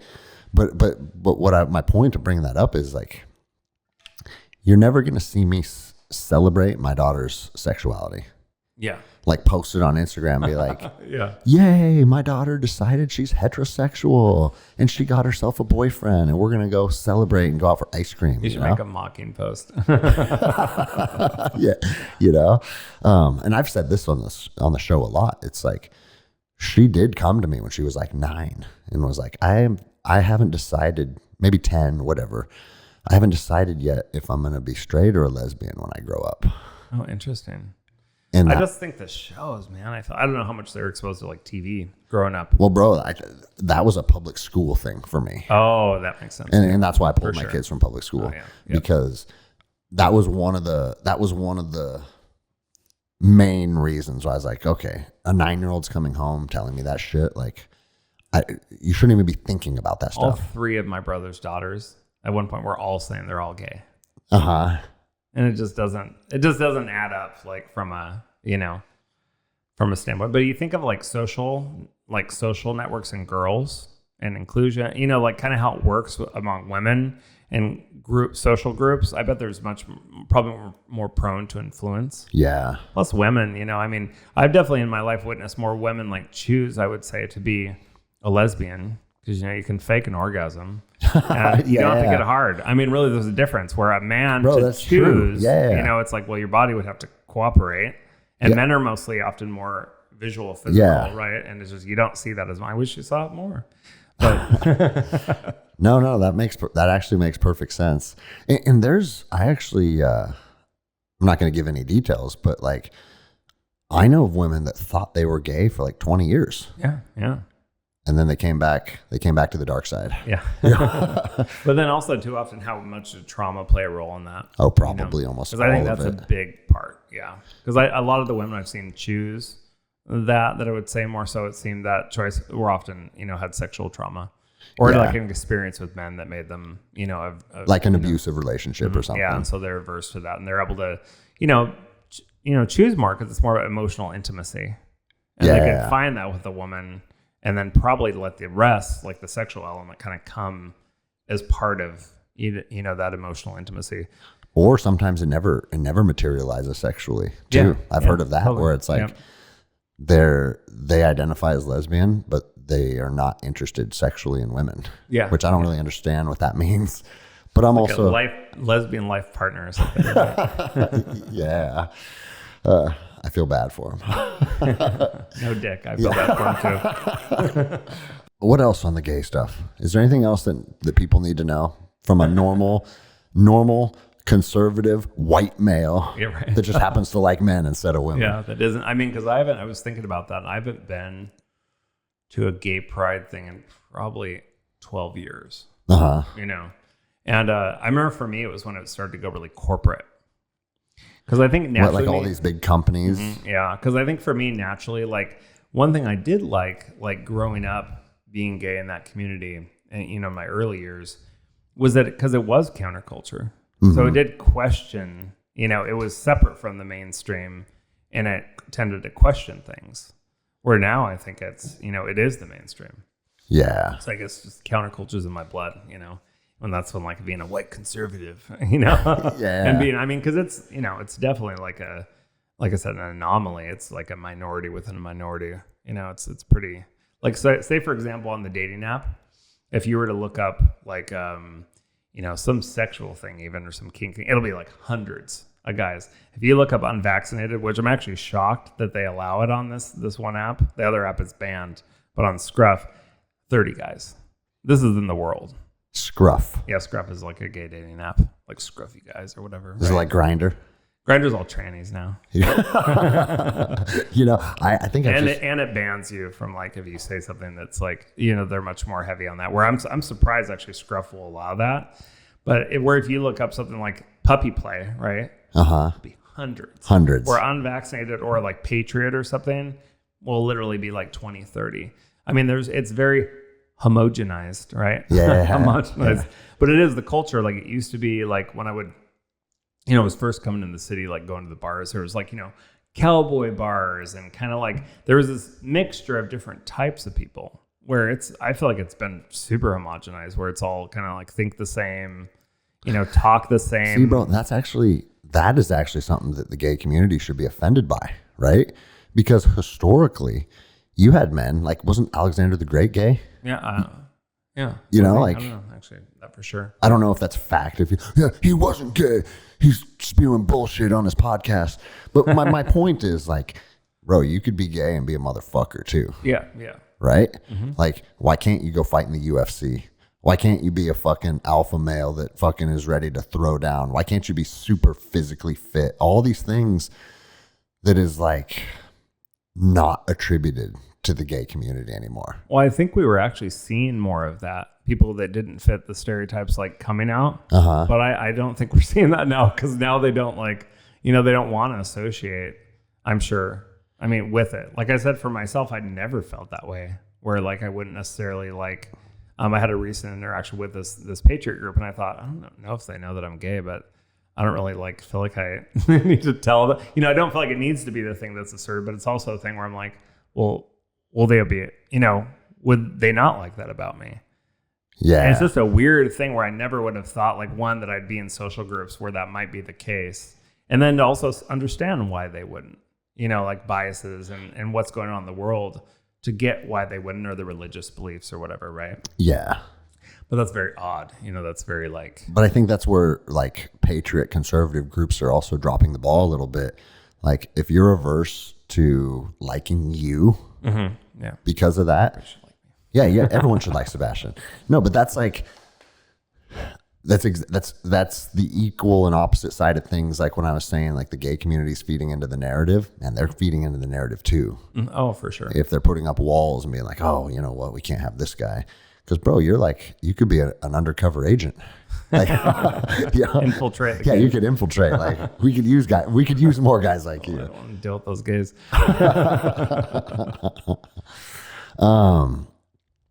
Last podcast we did was a big part of kind of what you do.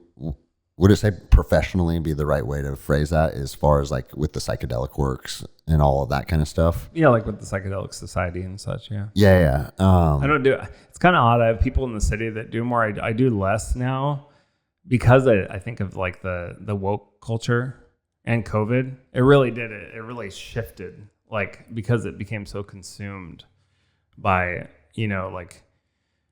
it's just the identity politics is so normalized even within that. So again, I'm kind of the anomaly of not, really wanting to participate. I mean, I still have it, and I hold the addiction recovery, psychedelic recovery group still. Okay. But I do feel like my opposing, the COVID, agenda and all that stuff, it definitely had ramifications.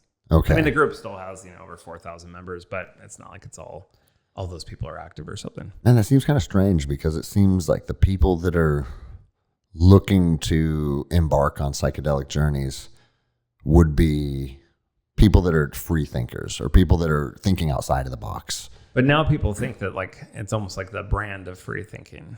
It's free thinking is this and it's opposing this. Yeah. It's not really free thinking. It's open-minded, closed-mindedness parading is open-mindedness. Which I think we see a lot of now. Because that's what I was going to ask is could that be a tool to kind of fucking potentially bring people together or potentially psychedelics and their involvement in that? I do think so, but then it's disheartening when you see all this identity stuff woven into those. Inside of it. Mm-hmm. And you almost see the weaponization of the idea of unity. Okay, unity consciousness and we're all one being used to push socialism. Right. Oh, yeah. Because it's which again, those ideas, if you're idealistic and don't want to recognize the human shadow and spiritually bypass, they sound great. Ideas like socialism and stuff, because they don't recognize the human shadow. It's kind of like the cults that we talked about, right? Usually the cults go dark and shit happens because they're spiritually bypassing and they're not recognizing the human shadow. Yeah. That you have to have what's it called when you have you have to have the stuff to monitor for that stuff not to take hold, Well, I mean, the reason Bells and cults whistles. and socialism are never a feasible solution to how we should like structure our societies. If on the surface you say, okay, socialism, like everybody's equal, everybody gets the same amount of money, everybody gets the same amount of food. Well, there's always going to be motherfuckers at the top that are orchestrating it, For sure. that are taking way more. Well, Price's Law? No. Have you heard of that term? It's Price's Law. That's for every 10 people, 3 people will do 70 or 50% of the work. Yeah, exactly. Yeah, so it's like that's the thing. It doesn't. Again, that's the human shadow, right? Like there's plenty of people who want to sit around their asses. Well, yeah, it's like not work. Rogan says it like equality of outcome, but not equality of effort. Yeah. So at the end of the day, guys like us are going to be shouldering more than our fair share, while other men are shouldering less than their fair share. And then now it no longer works. Yeah. Period. Because am I supposed to just work my fingers to the bone so all these lazy motherfuckers can eat? Yeah, and it creates division, right? Yeah. Well, and like historically, what it's done historically. like what needs to happen if you're not willing to earn your food is you starve to death. Yeah. Yeah, you know what I mean? And that motivates you. And that motivates you. Yeah, because hunger's a real fucking thing. No, that's interesting because that's a real. It's weird that people suddenly think like that's a viable solution. Yeah. And that's definitely, you see that in that weaponization of that, that mind frame of people, like that unity consciousness. Like for me, like with the groups, like I'll say, like I've always kind of pushed back and said this, like, oh, it's for everyone. There you go. Everyone. Yeah. Versus needing to like recognize this group and see this group. Like for a while there was this group and they were doing like kind of psychedelic related stuff. And they actually had where it was a discount. They had a BIPOC discount. It was 50% less you had to pay. And what's funny is that the lowest tier of payment, it said this donation is barely getting us by. But the BIPOC people, they get to pay less than that, which to me is totally freaking racist. Yeah, dude, I saw a meme today. Super biased. And it was for a line. And I don't A line? Yeah, like some type of security line, like a TSA or something. I don't think it was TSA though, but it's like priority members, and it said something like elderly people, people with disabilities, pregnant women, right? Because we can all agree, if you're waiting in a line and there's a lady that's 9 months pregnant, hey, hop in front of me. Yeah.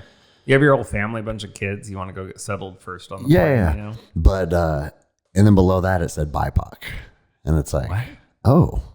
Oh, it really said that? Yeah, it said that. And that to me is so.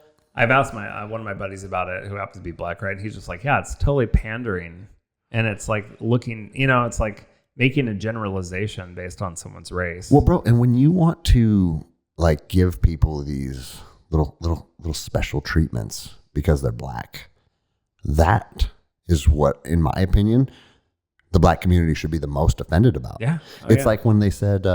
Remember when they were saying like it's harder for the black community to get driver's licenses. They have less access to internet. Like when it was all the voting things, like, well, why can't you have an ID to vote? And I remember the left was saying like, oh, because it's harder for black people to get driver's licenses. What? Yeah. Like, but it's total bias, right? It's actually the people who are, again, it's where it's inverted, right? Because it's actually the people who look at other person and they see just their race and they think, oh, they're going to not be, they're going to make some judgment call on them because of their race. 100%. And then they're going to point over and call you racist for saying that's not good. To say that a person is less capable of getting a driver's license because of the pigment of his skin, and we're the bad guys. Like the systems of oppression are stopping them. I mean, they just create a whole narrative around it to, and then there's the people too that will cling to that. Like I had a friend who it's victim culture. Yeah. Certain people want these special treatments and these special titles and they embrace it. And it's like, you motherfuckers don't realize they're making you out to be less than, and you're accepting that. Oh yeah. And going to be, back all the way to be back in to fear affirmative. and to think you're, Yeah. because they do end up thinking they're less than them, because it's like, I had this friend who we were super tight, right? Grew up in our 20s together and started going to college, started going to more college. Then at one point she's like telling me how, and she's black, and she's telling me that I have white fragility. And I was like, no. And our friendship fell off. Tell me what, I don't even know what white fragility is. It's bullshit if like you're disagreeing about some of their like the racial narratives and pushing like of white privilege and stuff, then that's white fragility. It's just a thing to create to like shut down like critical thinking to oppose, right? Yeah. And like now white people can't, or black people can't even be racist. Yeah. No, exactly. And this is part of that narrative rolling out, right? And because she was always, I mean, we would make jokes about, you know, there's a period where people made jokes about their differences, and that was partially how we moved past differences. And we were of that generation, right? Kind of like going through that, and definitely our relationship, mine and hers, was. And then when she became woke like that, you know, we lost our friendship. And recently we kind of reconnected just chatting on the phone. And it was interesting to hear her. She's telling me how the KKK is in Sacramento. And I was like, oh, yeah. And I don't, you know, I'm just like listening, and we're catching up. So I'm not, you're not challenging. I'm not challenging. I'm just going to listen because I know there's no point really in, you know. And she tells me how the reason the KKK is in Sacramento is because she was driving with her father, and she looked over and she saw a truck with a MAGA flag and an American flag.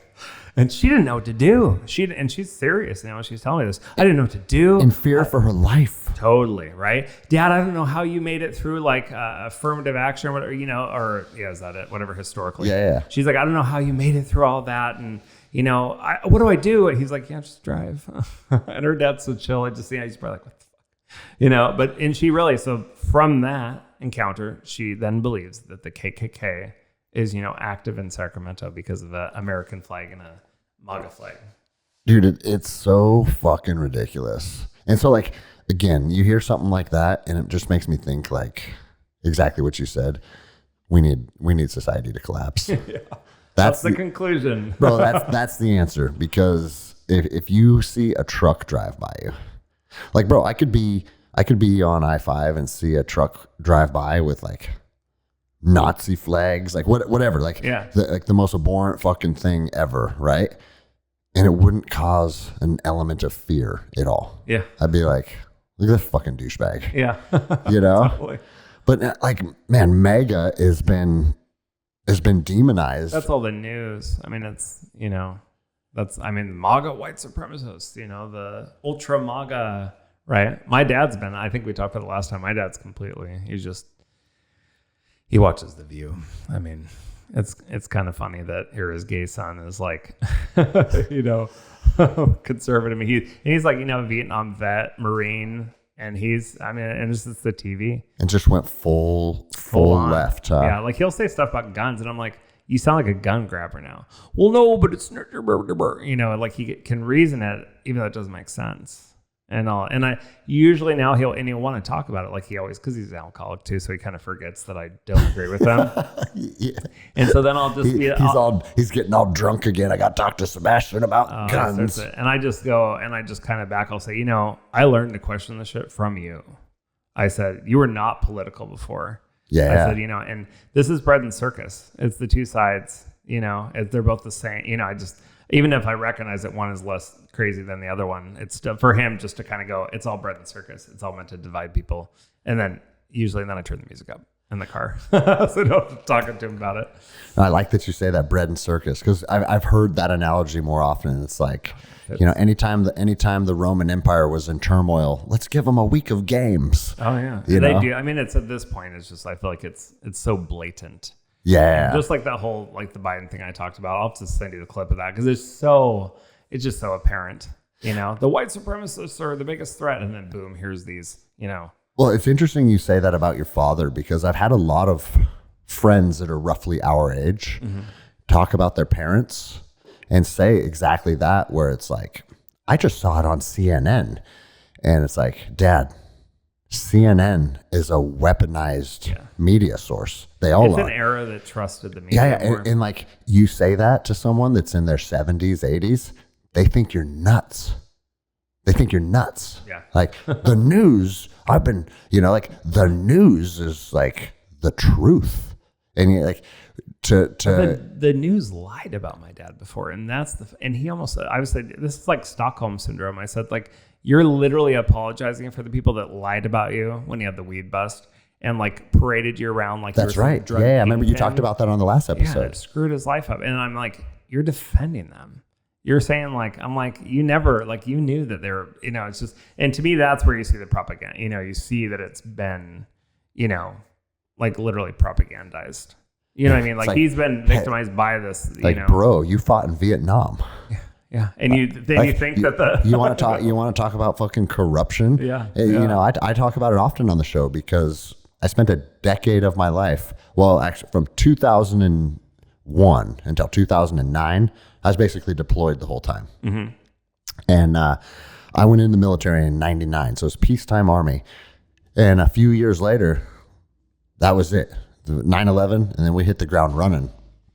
And bro, if you can't look back and reflect on the wars and what we did, and like I did an episode a while back called "Were We the Bad Guys?" Mm-hmm. and it talked about like how we were literally at the bottom of the military-industrial complex, and we're told like we're going over here, we're going to liberate people, and we're going to overthrow this dictator. Like Saddam is evil. And it's like, when you're 23 years old, that's like, fuck yeah. Let's go kill this guy. And then it's like, I'm patrolling through people's neighborhoods with fucking tanks behind us and shit.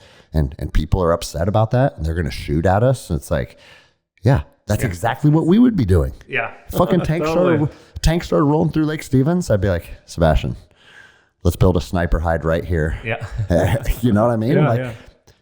And so, like, in every war since World War II, and maybe even World War II to a certain extent, you want to dig into that, the World Bank and all that shit. It gets crazy and too, that's what right? I'm saying. You go all the way back. Yeah. Woven lies. And it's like, Vietnam was such a fucking waste of our resources and the lives of our fucking young soldiers and Marines. And if you went through that and you experienced that, instead of holding on to it as like your identity, mm-hmm. man, get grounded in reality and understand like, fuck, man, all of us young soldiers were being fucking used. Yeah. Now I say this too. If I had to do it over again, would I? Probably. Mm-hmm. Yeah. Because I liked it and it was fun. Right. Yeah. And I liked fighting there's always a part of me that's grateful for my time with the Ranger Regiment because it helped form me into who I am today. Yeah. But let's be honest about what we did. Let's be honest about whose team we were fighting for. And, I'm not fighting for fucking George Bush or Obama or Biden ever fucking again, dude. Yeah. And my dad knew, that's the thing is at a point he definitely knew that, right? Like he recognized that. That's where that's why it's odd to me, the shift. Yeah. You know what I mean? Like he did it. Like I learned to question all of it from him. I didn't do the Pledge of Allegiance in school. I was my dad's, his influence. Yeah. Like I had this, I learned my rebellious side, so to see him as like, And then he got reined back in, huh? He did. Yeah. Alcohol causes neuronal pruning, right? It causes what? Neuronal pruning. Oh, okay. So think about your expansiveness kind of making your world smaller and smaller. And his became, drinking, the bar, home, and TV. Well, and that's, Andy Frisella 101, right? He's like, that's why there's alcohol in it. Break through that. Yeah. There's alcohol on every single street corner. Yep. You can drive up to literally anywhere and kill yourself with alcohol, and that's socially acceptable. Yeah. And bro, that's one thing that makes me wonder about like this big legalization of marijuana. Mm-hmm. Bro, the legalization of marijuana is counterproductive to us being controlled, in my opinion. Because when you get high, like contrary to what you're taught in school, like marijuana makes you lazy and it destroys your work ethic and it's a stepping stone. Bro, I will get high and like get in my sauna and just think about life.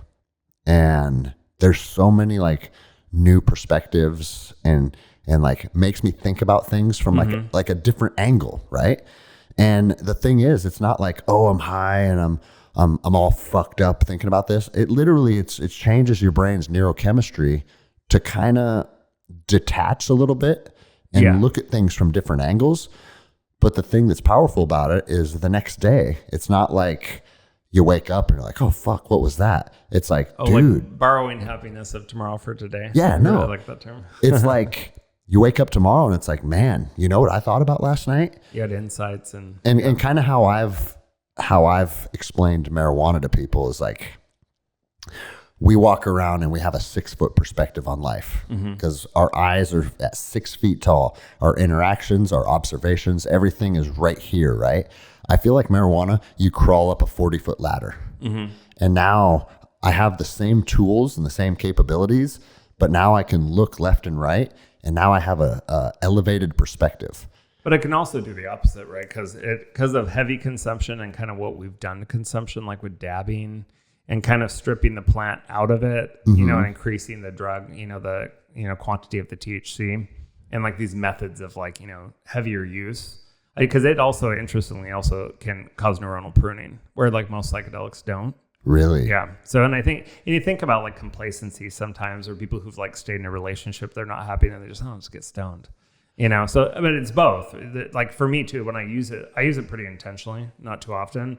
And then I get a lot out of it, So I think, again, what's the relationship? I think of substances as kind of like relationships we have with humans.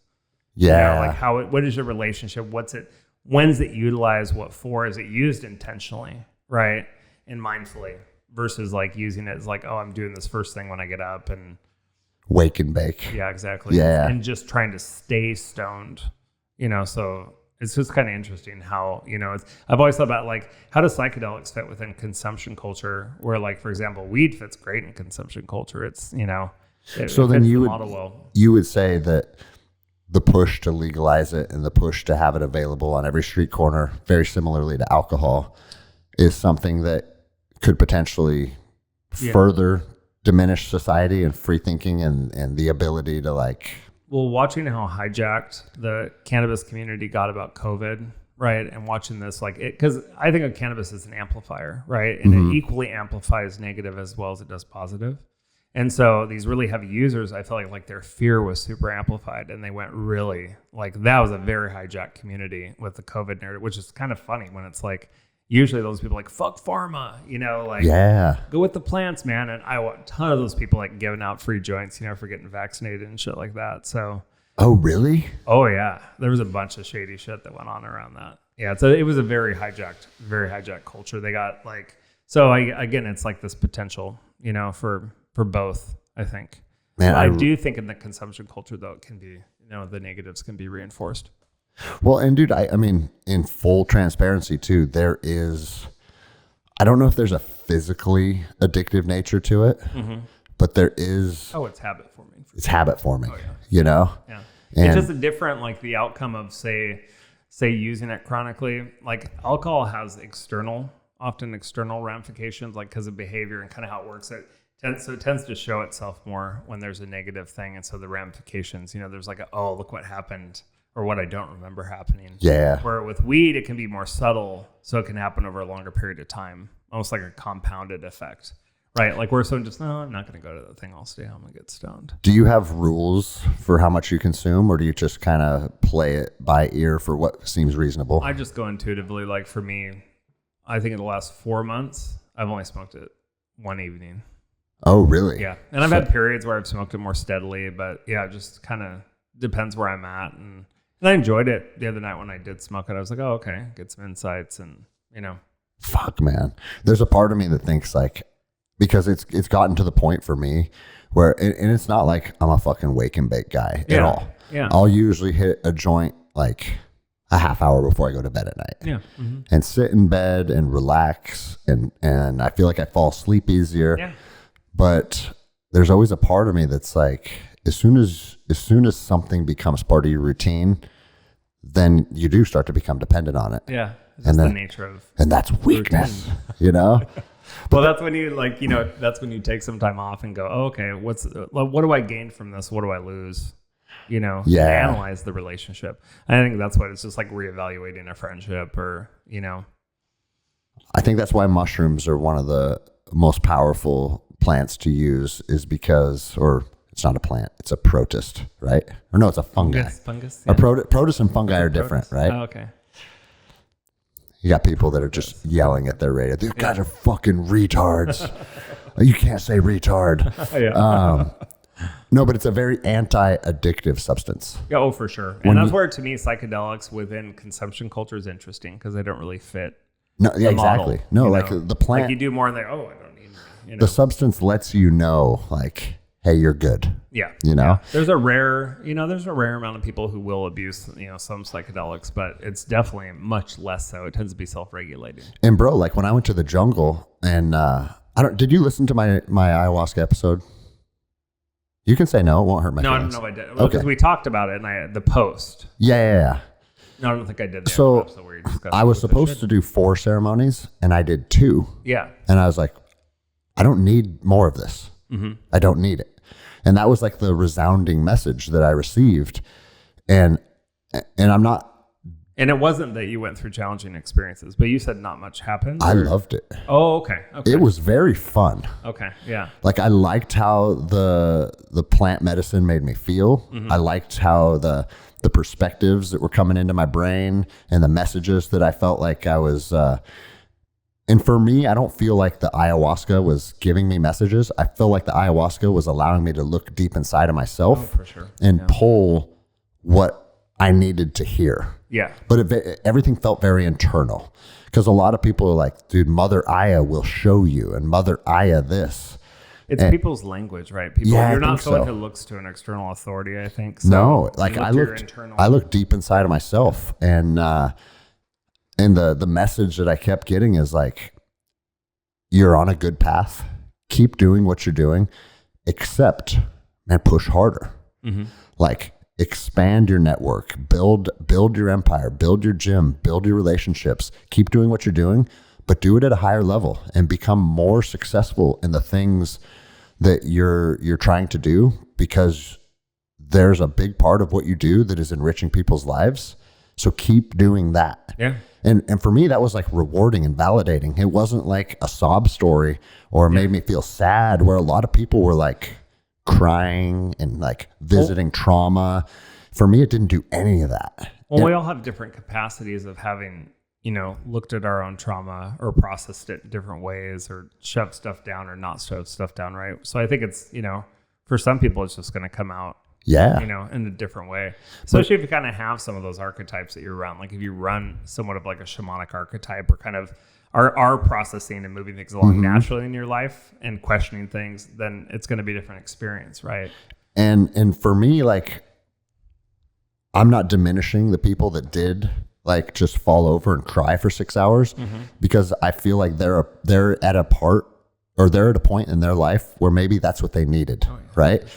But I feel like, and bro, I went through massive depression. I was suicidal for a while, but I feel like I worked through a lot of that years before going to ceremony. So the plant medicine didn't really react with like my past or my trauma, because I feel like I've done a good job of moving past it. Yeah. But one thing that made me think about it is like, I think a lot of people attach their identity to their trauma. Oh, for sure. And it's like, oh, I'm a victim of rape, or I'm a victim of domestic violence. And it's like, and I know, I mean, literally some of the closest people in my life are victims of those things, right? I'm not diminishing that.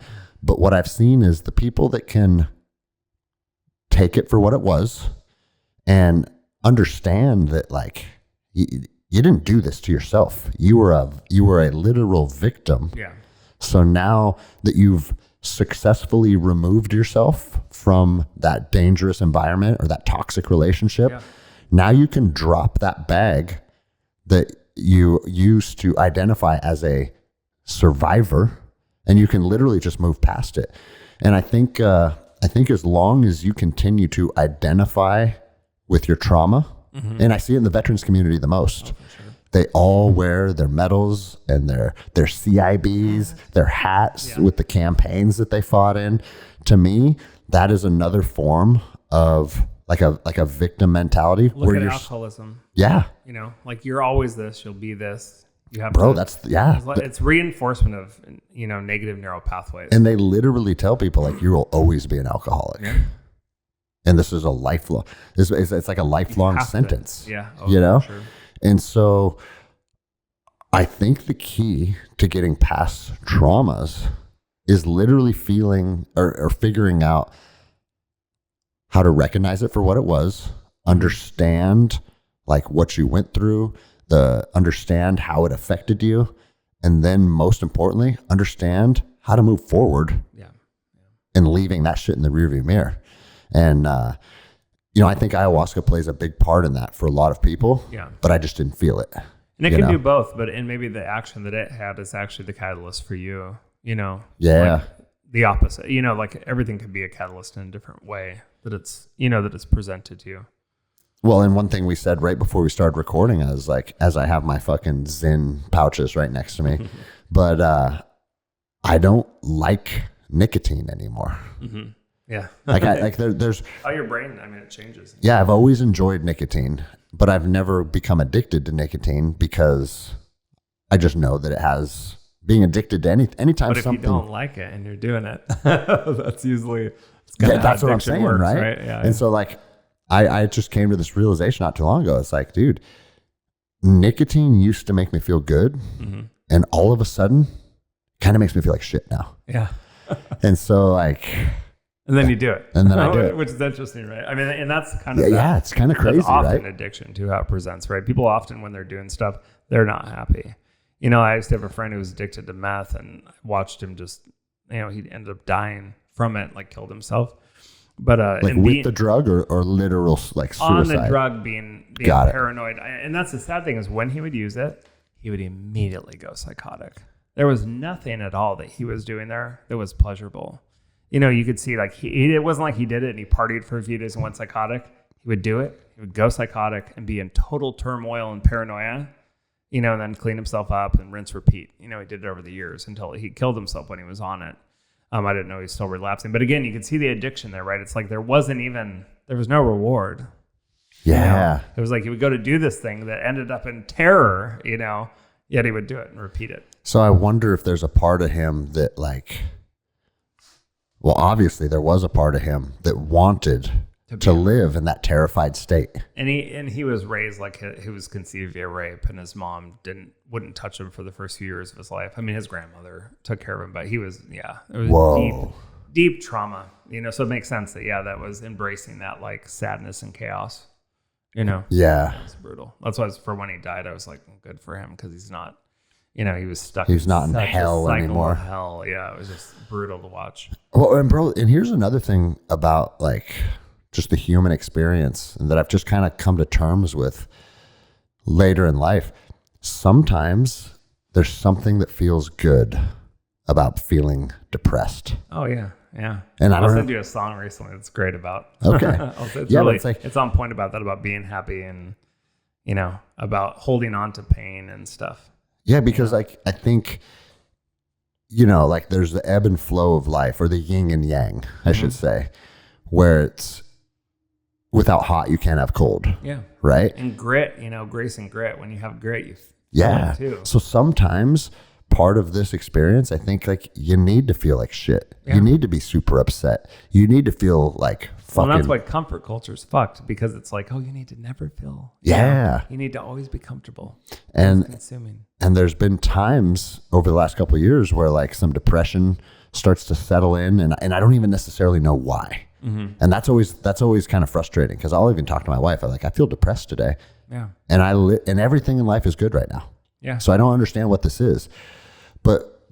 But I honestly think it's just part of the scales have to tip back and forth for you to live balanced. To have the value of not being depressed. Yeah. You know what I mean? Yeah. Because if you're fucking happy all the time, that's now neutral. Yeah. And that's what like with antidepressants, right? They like nullify the expression of either, really. And people are like, oh, fine. It's like kind of that you have to have, it's like duality, right? You have to have both. To see one, you have to have the other. The opposite doesn't exist without its opposite. Man, it's fucking crazy. And like we're still, not to go into too much detail because I don't want to throw anyone under the bus, but there's still a lot of kids that are being pumped full of this stuff. And you can see it in their eyes, bro.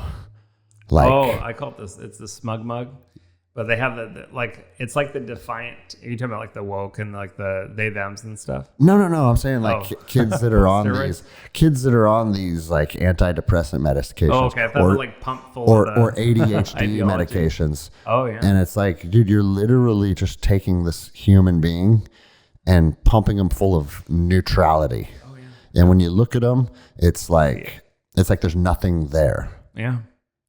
Terrible. And like that's what amphetamines do too. After a while, you build once a tolerance is built, it just feels like. I mean, I was on. I had that crazy psychiatrist, so I had a experience in that, and you just feel nothing. You just feel numb. What do you mean you had a crazy psychiatrist? Oh, I had a psychiatrist that was actually forced to retire by the DEA. She was crazy. She was from when I turned 18. Her name was Dr. Wood. I don't know if she's dead yet. I mean, I feel like had to have been her. It ended in 2012. Okay. Right? And she did it for 12 years. So she was pumping you full of medications? Yeah, I didn't take them all, but I took them every 3 months. I'd take them and then get rid of them.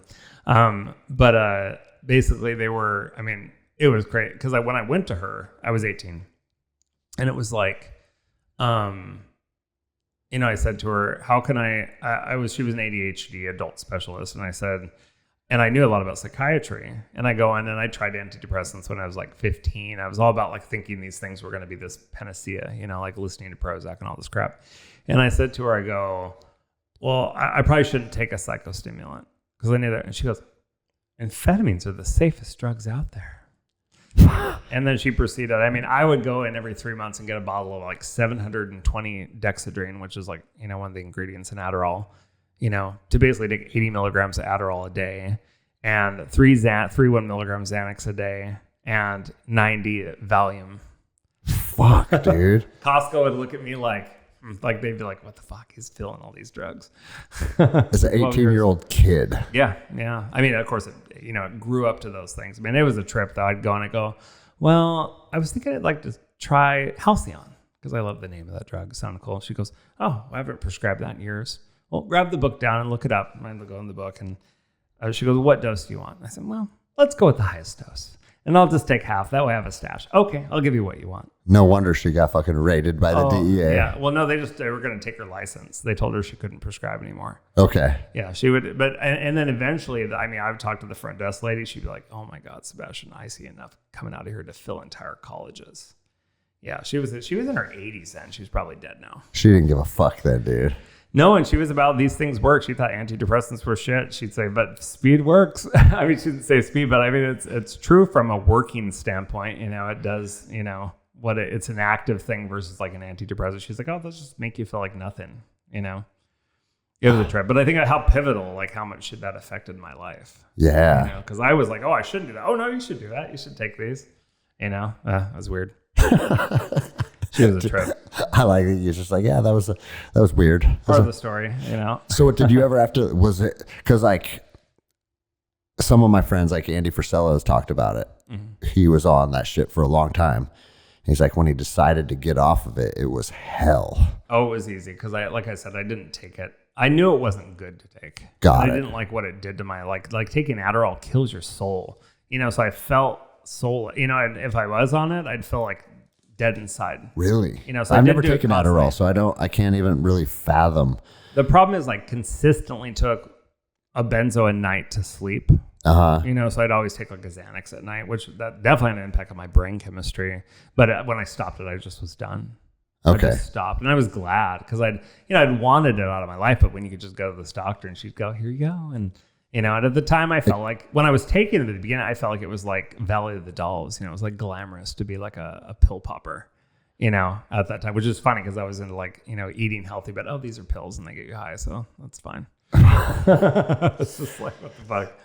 I like that you had the wherewithal to understand like what you needed out of them and what they were good for. And it was kind of more of just like a status thing, Yeah, it was just weird. I mean, it's just fun. I mean, she'd be like going through a desk cleaning in her office while I was there, or she'd be like, you look fat. You're not taking your pills, are you? I mean, she'd be cleaning. She goes, oh, it's a bottle of Concerta. You want this? Oh, sure. just give it to me. I mean, it was definitely not legal shit she was doing, but it was entertaining. I loved it, at the time. But and now you can tell a story about it 10, 20 years later. Exactly.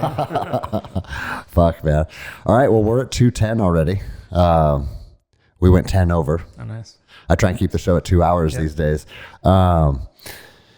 But yeah, let's wrap this up. But I always like to give my guests the last word, and then also, I mean, we didn't really go down the rabbit hole of psychedelics and the stuff that you work with and the things that you do professionally. But if people were to go back and listen to the last episode, which again will be linked below, and had any questions and or wanted to connect with you, send me whatever contact information you're comfortable with. Okay. I'll put it in the show notes below. And then that way people can reach out and connect, because that's always a good thing to do, I feel like, with guests. Okay, cool. That sounds good. You got any last words before we wrap this up? God, we've covered so much stuff. Yeah, we kind of went all over the place. Yeah. I don't know if I have any other... I'm not trying to put you on the spot. You can say. And I got to pee really bad, so it's like my brain can't really generate it. It's like, I had to pee for funny, 30 minutes. All right, so, well, there you go. In the interest of you no longer holding your piss, we'll wrap it up, and I'm sure we'll do it again soon. Thanks for having me. Appreciate it, man.